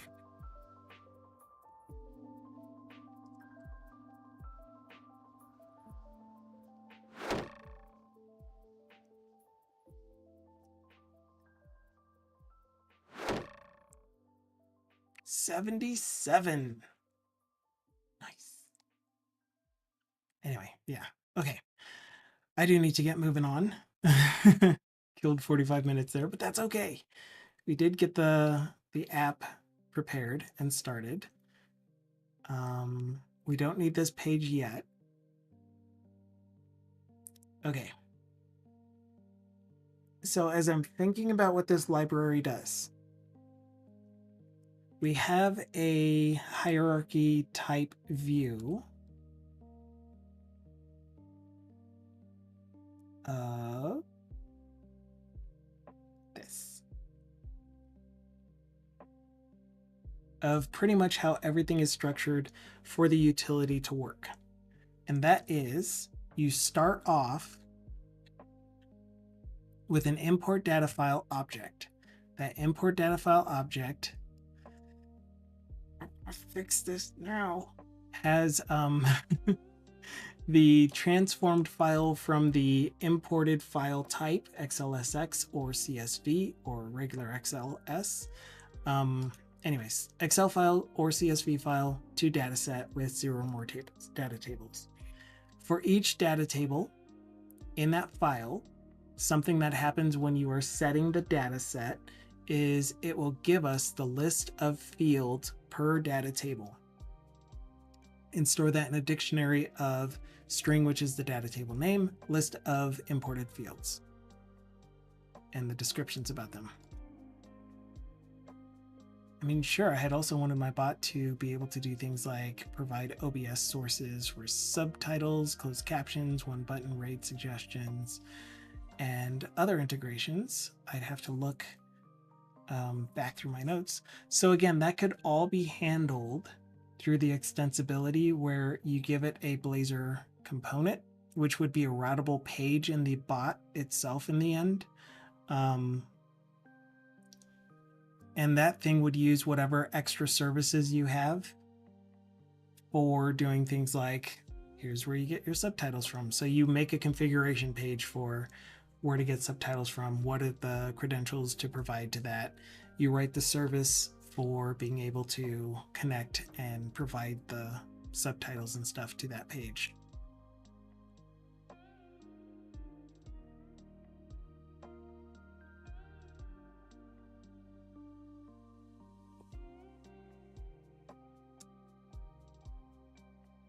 I just don't know how to make that easy to do. Like the only approach that I know that would work for that for me, that I know how to implement now, is you clone the repo and then you write the code for it at that point in time.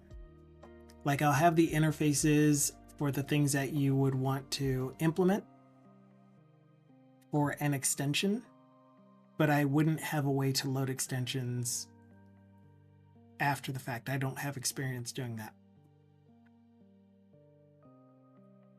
I like the idea of the bot being self-hosted because whenever Nightbot or Streamlabs wasn't working, there was no way for any streamers to see if there was an actual error or if Nightbot was down or what was going on. Cool. So yeah, Automated Realms, if you didn't know, is running locally on this computer. The bot is running as a service, and of course I have log files and all that fun stuff. And then it has an API locally that it uses for the LLM on that computer over there. Ooh. Okay, so the other thing that it has is the list of the list of field mappings, which is how to transform the import data into the output object type. The end. I have my bot running on a NAS inside Docker.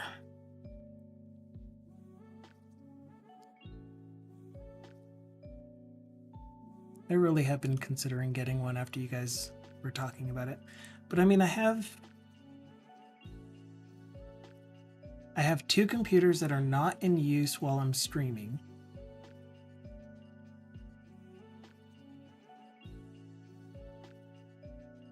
One of them I use mostly as a NAS-ish for mostly for Fruity Loops, VSTs, and project files and audio files.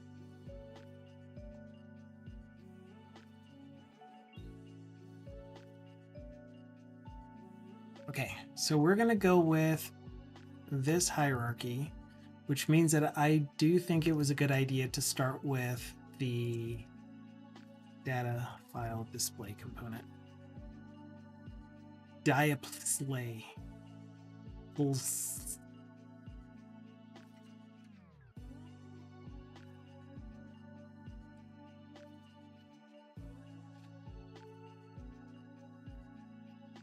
Okay, and so that data file display component is the one that we're going to use to pick a file, show the contents of that file, have the controls available to be able to configure everything. Oh, right, that's what I wanted to start with. Let's do this first. Let's create some actual styles that we might get.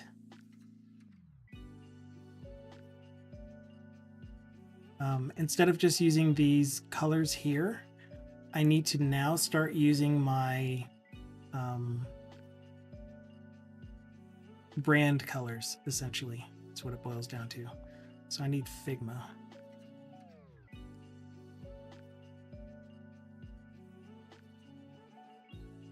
Did I ever do the thing that I wanted to do, which is create a repo that has my CSS for the brand colors? No.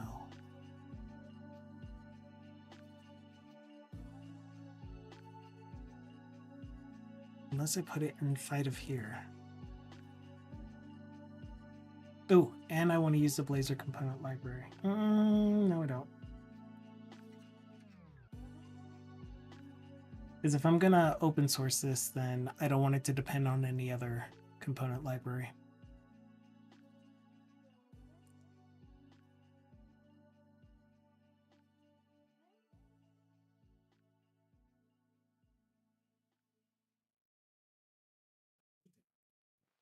That's just the output of all of them. Do I have my base styles?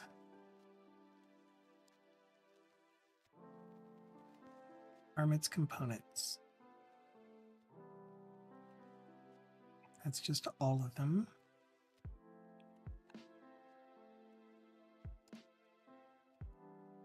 Shared, maybe?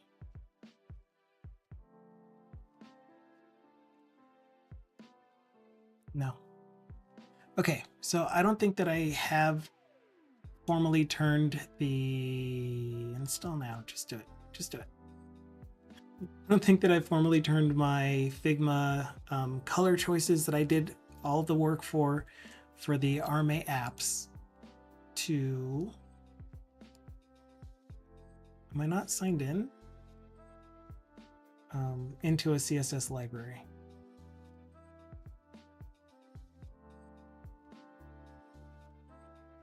I don't know which one I'm using. One moment, please.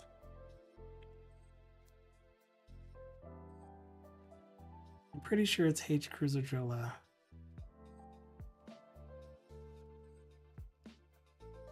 Figma.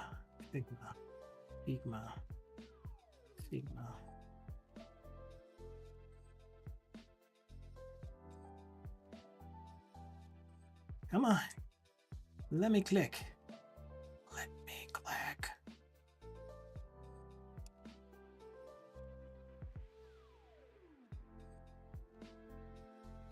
Pasta.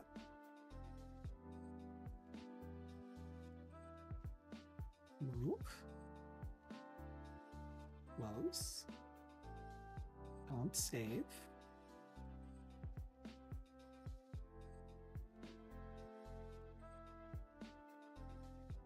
Are we good now? Okay, we're good now. Back to the desktop.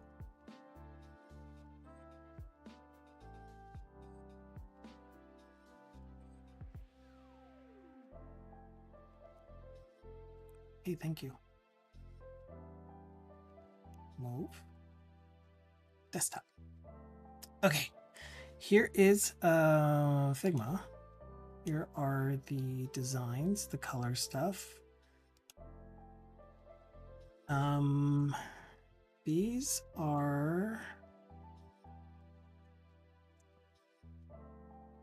are not the main application colors.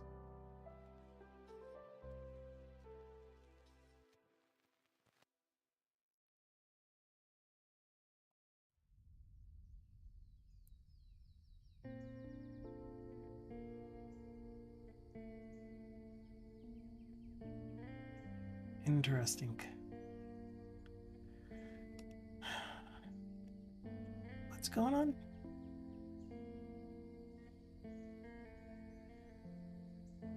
Okay. So these are my defined colors and styles. Okay.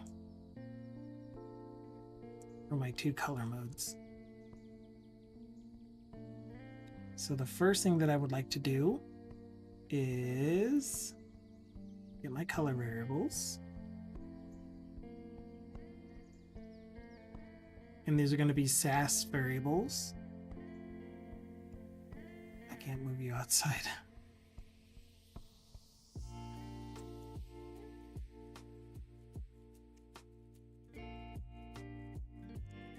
And we're going to call one primary.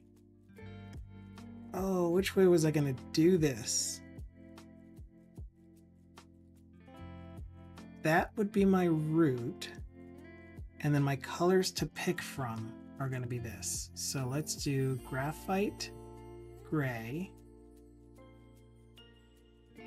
These are usually lowercase, I think. And that is going to be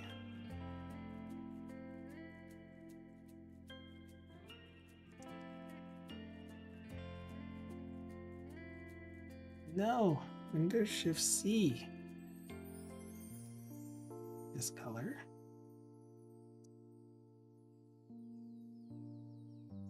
I am misclicking everywhere. Okay, so graphite gray. We're going to have a shadow white.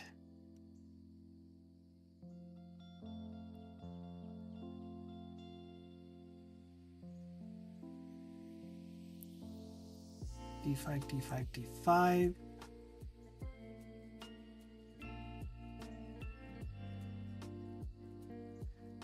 We're going to have our success, which is green 900.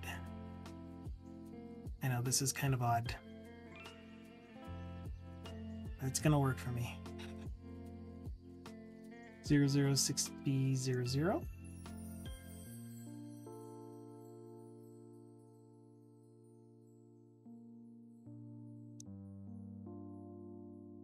Our orange 600.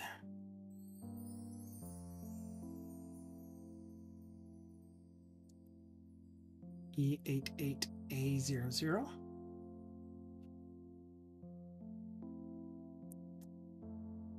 Our, oh man, orange 500.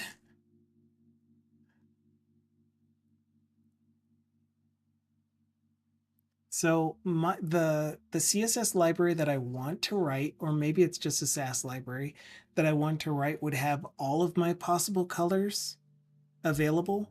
So I wouldn't just be doing orange 600, orange 500. I would do the whole orange 100 through orange 900. But because I'm not doing that for this app, it's just a sample app, I am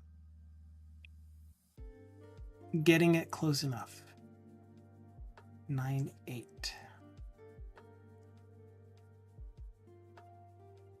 Close enough. Red 600. E8. Red 500. FF.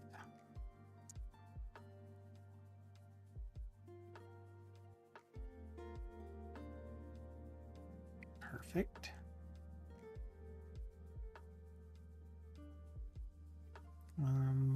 Dim gray. 60, 60, 60.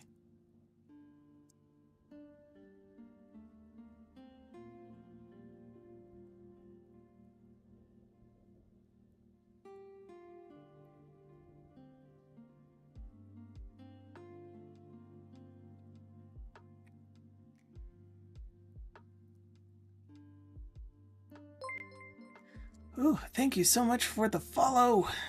I apologize for the sudden quietness, but I really appreciate the follow. I don't have it showing names when you follow, but you are definitely still invited and welcome to say hello if you feel like it. Dodger blue. But right now what I am doing is setting up my colors in SAS that I will be using throughout the UI as I am putting my component library together, which I'm actually thinking of putting a copy of this in the actual component library itself. Actually, oh, not my fault.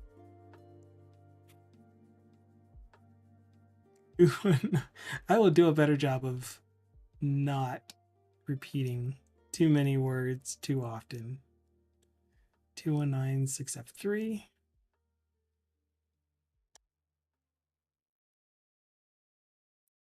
Do I have white smoke yet? I do not have white smoke.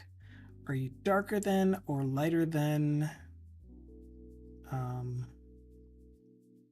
shadow white? It is lighter, kind of looks like. White smoke. And it does look like it's F5, F5, F5. Are you right? It's F3. Close enough.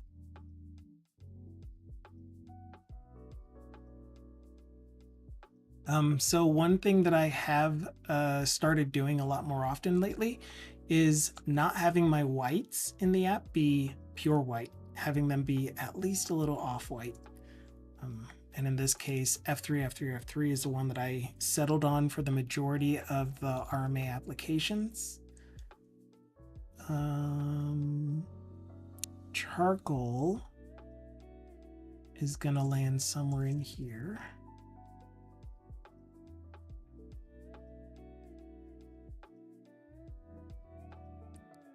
A 4148. So it's actually darker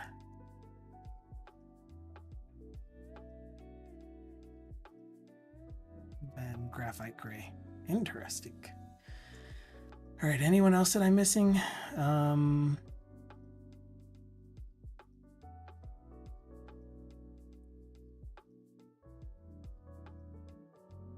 Dodger blue, charcoal gray. Everything else is based off of these colors here.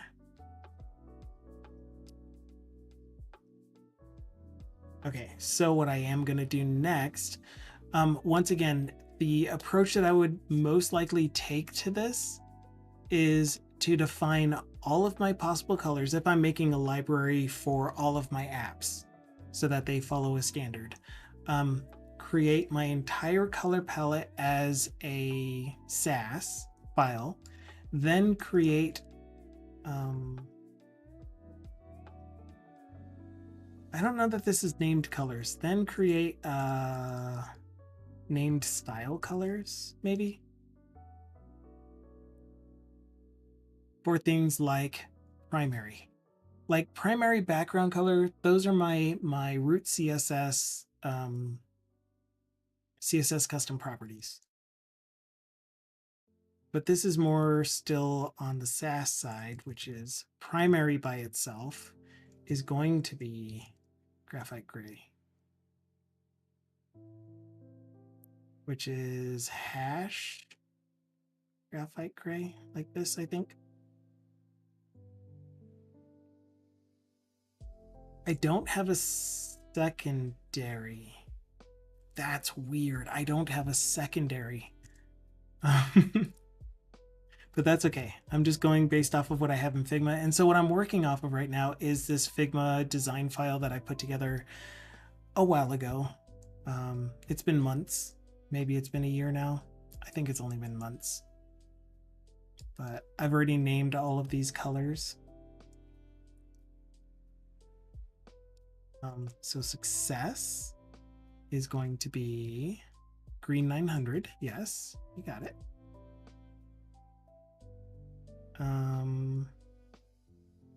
Warning is orange 600.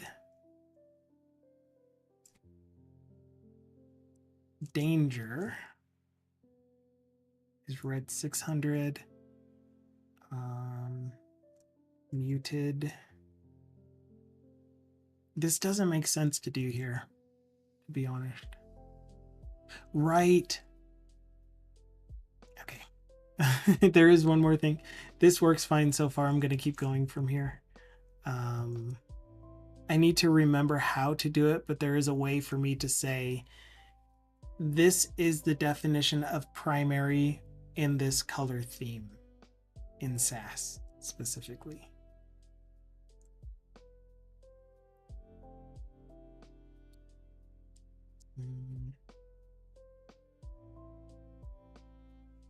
Muted was dim gray, and info is Dodger blue.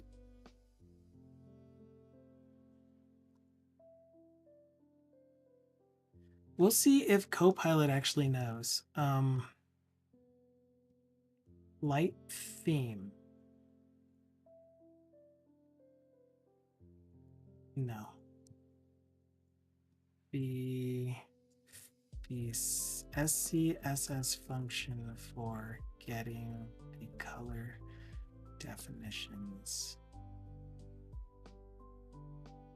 or light theme. Is it? Is below. I just want you to write it here. Can you do it? Do you know what it is? Because I sure don't.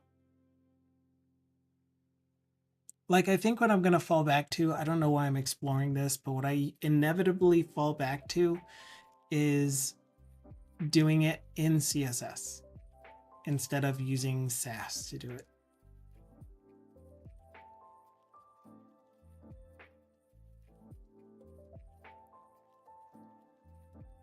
Vixens.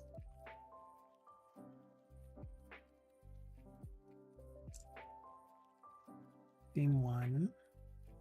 Yeah.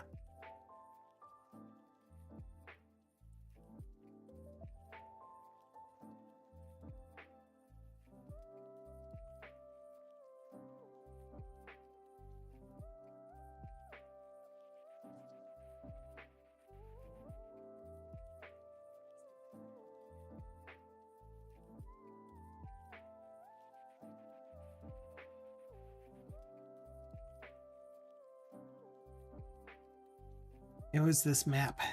This is the thing that I was thinking of.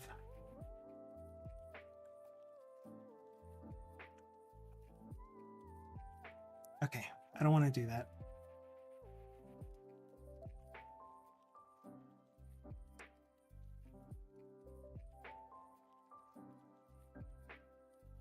Instead, we're going to go here and import color variables.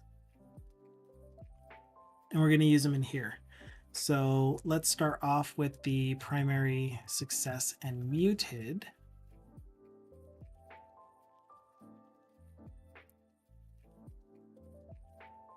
As custom CSS properties, CSS custom properties, and have a dark mode version, although it's going to be the opposite.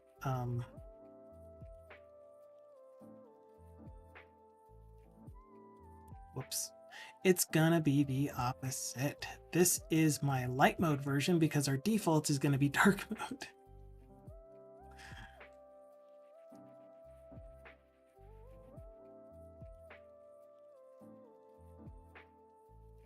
I call them light theme.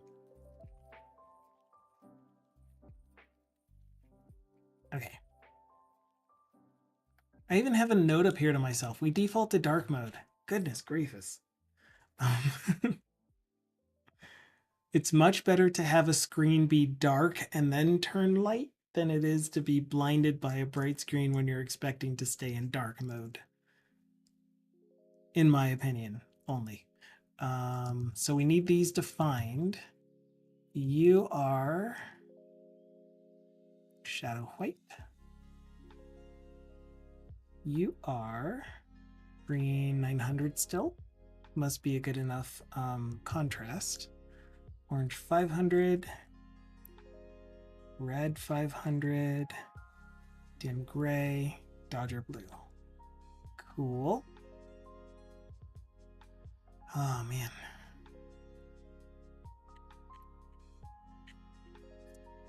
That is a lot of CSS custom props that I'm destroying. This is app general colors. Primary background color is white smoke.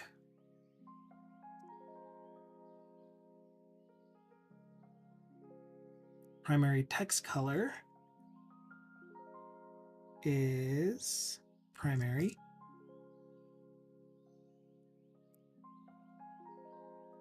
How do we do that far?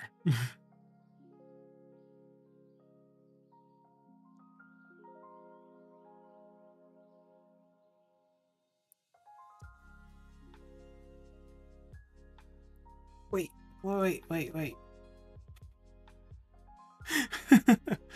Oh, there I go again.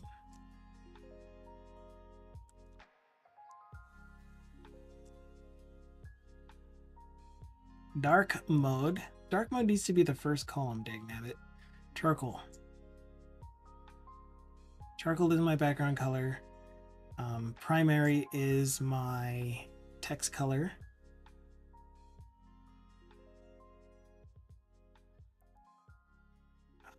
Do I want border colors?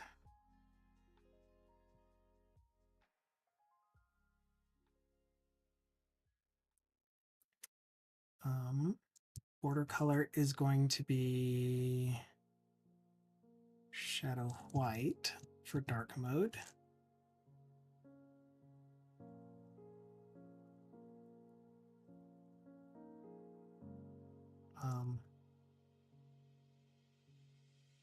Border, I call this border light in my Figma design, but I really intend it to be border faded. So it's like not intended to be brighter, it's intended to be more transparent essentially. That's going to be dim gray.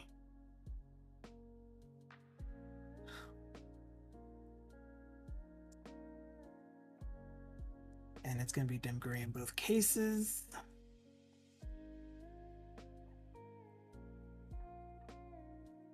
Right, I forget that you don't like the extra spaces even when I'm using that format. Now we can go, I'm gonna do it like this because they should both be the same. So text success.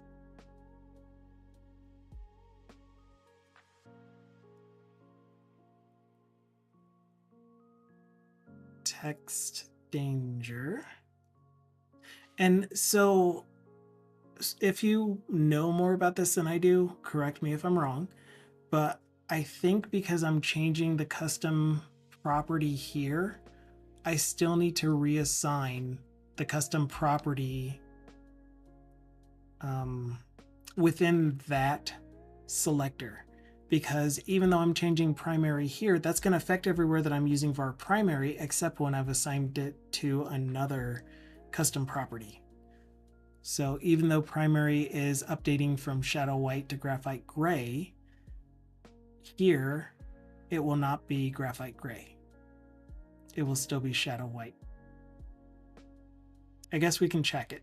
We can check it really fast now that I think about it. Let's do that before we get too far. So I'm going to do the danger muted and info, and then we'll verify.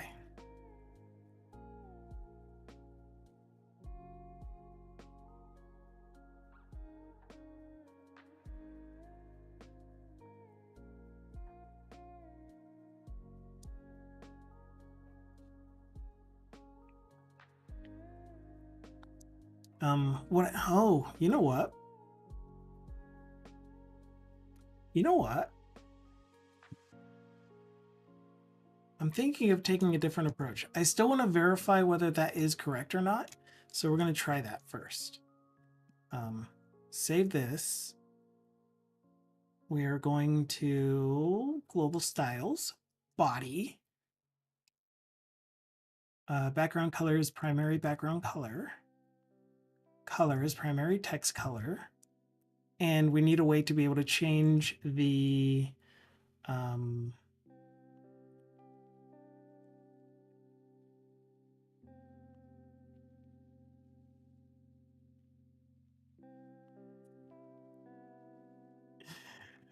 this.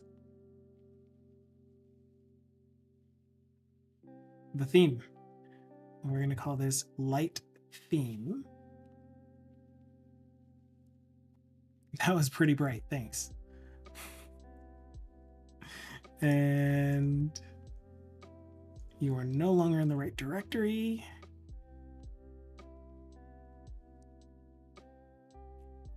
At armits. Am I not up high enough? Yeah, okay. Source, sample. One more layer. Sample app.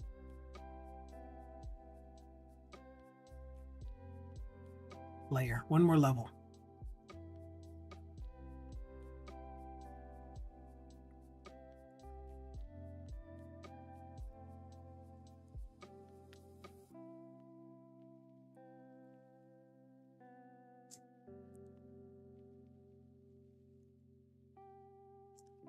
That's fine.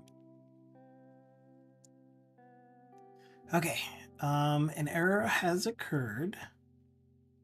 Not good. The error is playing batch 3 circuit will be terminated. Detailed errors in app settings, blah, blah, blah, blah. That just tells me I need to rerun the app, because that doesn't really mean anything to me.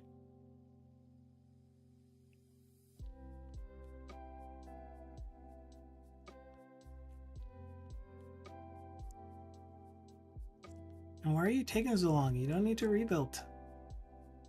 Error still? No. Okay. Why don't we see our... Oh. Yeah, why don't we see our light theme? Global styles. I mean root.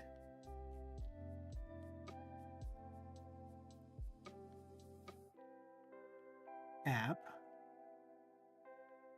In app, we are compiling root and global styles, and we are outputting them to CSS app.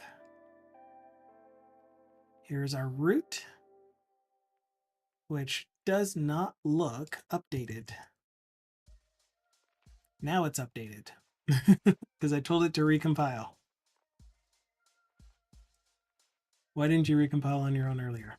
Okay, so again, we're still looking at light theme because we have the dark background and the light, or sorry, we're looking at dark theme. We have the dark background and light foreground.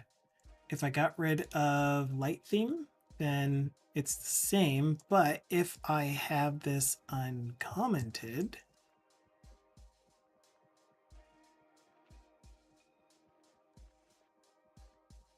and we go back to light theme, then nothing changes.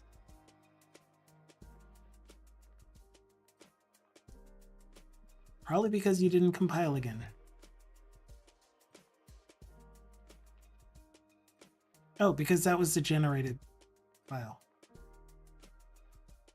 Which should have worked, but whatever.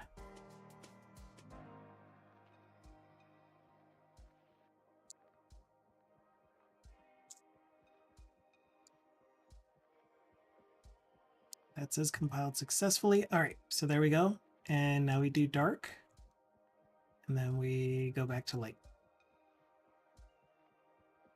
So yeah, I think I just confirmed that if we update a custom CSS property, CSS custom property, I don't know what order it's set in anymore because I've completely confused myself. If we update a CSS custom property inside of another selector, then any custom CSS properties that reference the original one will not update.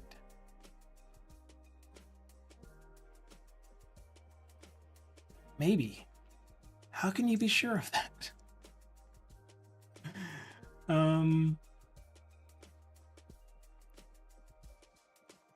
Primary BG.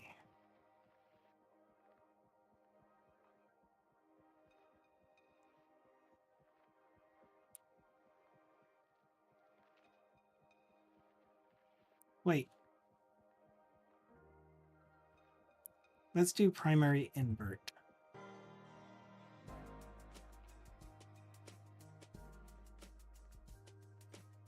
Even though that's not a good name for what I'm trying to do with it. It's just a placeholder. R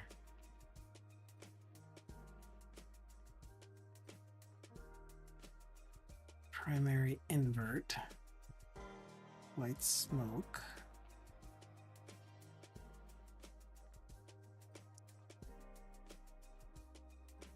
Okay, so one more try. Let me just make sure that it does work this way. Get rid of you. Okay, so that does work. And then if I comment out reassigning my existing custom CSS properties that are referencing primary success, warning, danger, muted, etc. And that does compile. It says compiled successfully. And I do light theme, then yeah, we don't get an update. Even though we can see that our custom CSS properties did get updated to the right colors. Okay. That said, now that I've confirmed that, and hopefully I'll remember that from now on. Right.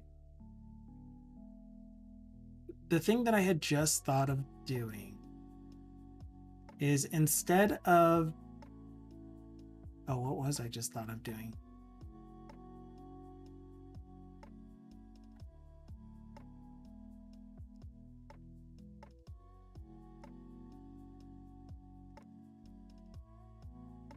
I don't think I know what I just thought of doing. Because I went through that entire exercise, I forgot what my alternative approach was going to be. I didn't want to have to duplicate essentially my themes.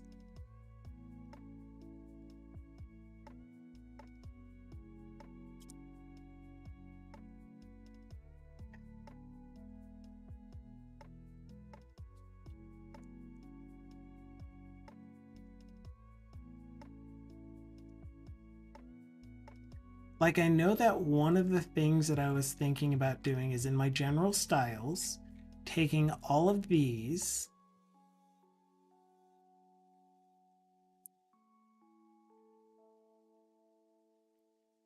charcoal in my global styles and then having essentially, oh, you can be our danger, our success.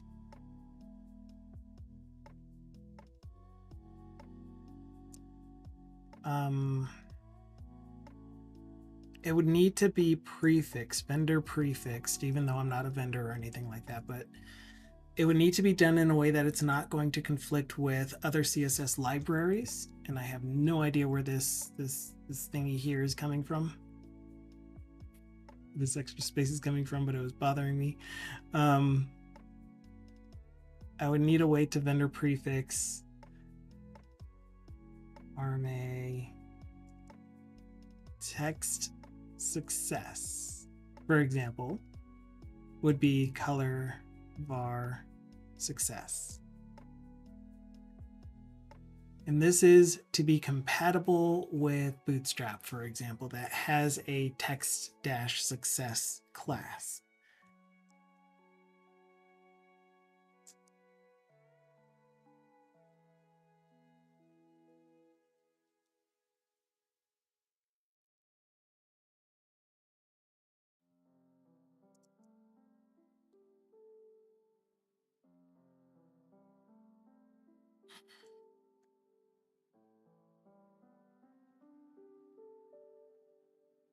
But it's not like I ever use those classes, really.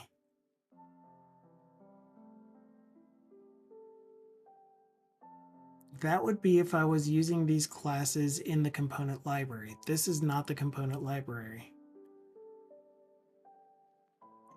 Hey, Bits. I am running out of juice. I'm 2 minutes before ending my stream, now that I've looked up.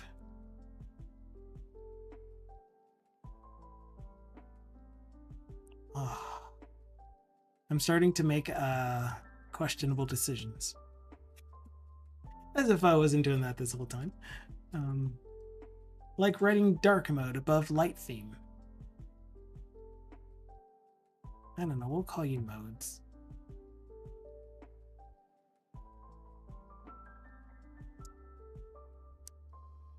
Okay. But what I was essentially doing just now was taking my Figma. I even have text disabled. Text primary, success, danger, warning, muted, info, disabled, link text, all of those. And putting them in CSS for my sample app, for my custom component library, my Blazor component library that is for the data import utility that we finished. But I think I am done for the day. I wish I got further, but I don't think I can go any further. At least not without a break.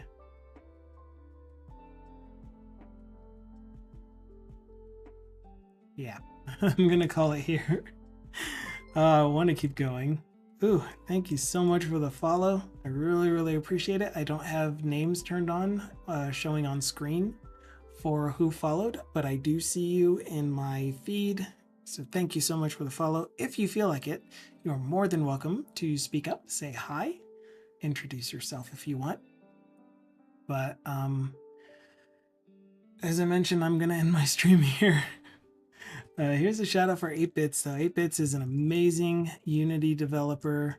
working on low-level stuff as well as testing out all of the latest and coolest features for 2D related stuff. I have a feeling I would have to roll my own version of Twitch Libs since they don't support shout out.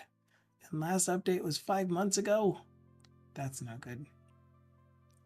I'm gonna be doing music for the rest of the day on my own. And maybe I'll come back to more of this. It shouldn't be too difficult. All I'm doing is transferring CSS rules from Figma to root CSS. But again, I'm probably going overboard since this is just a sample page. And I'm also probably putting it in the wrong place. Music! But yeah. As a reminder, Wednesday, I'm going to start my stream at the same time that I did today, which was about 4 hours ago? 3 hours ago. 4 hours ago. 3 hours ago.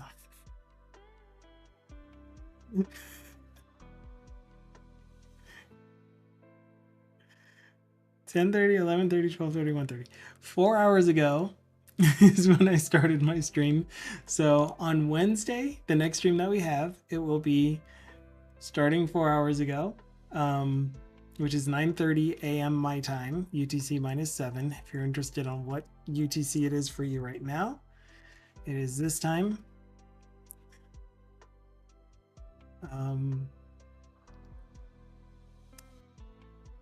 And swimming, brain, losing focus.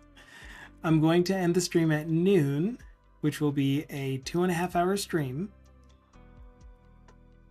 3.5 hour stream, 2.5 hour, 9:30, 10:30, 11:30 and a half, 2.5 hour stream on Wednesday because I have a meeting at 12:30, which is right in the middle. And who knows, maybe I'll stream afterwards. I don't know. We'll find out what happens, but we'll play it by ear.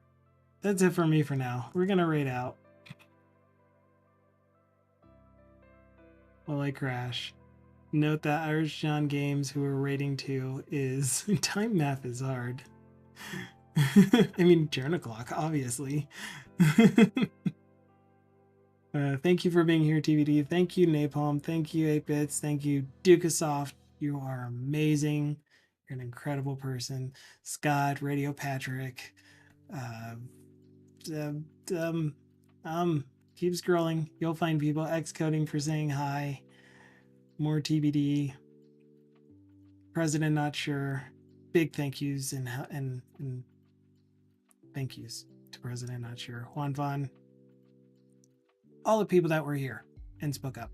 Pain. Yes. Thank you for being here. Thank you for hanging out. I do post my VODs to YouTube. You're going to see this one post immediately since I was streaming to both YouTube and Twitch.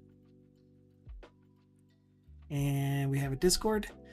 And I don't know if there's other stuff. I'm done. I'm going to drown myself in water for a little bit. Get some energy back. And see you.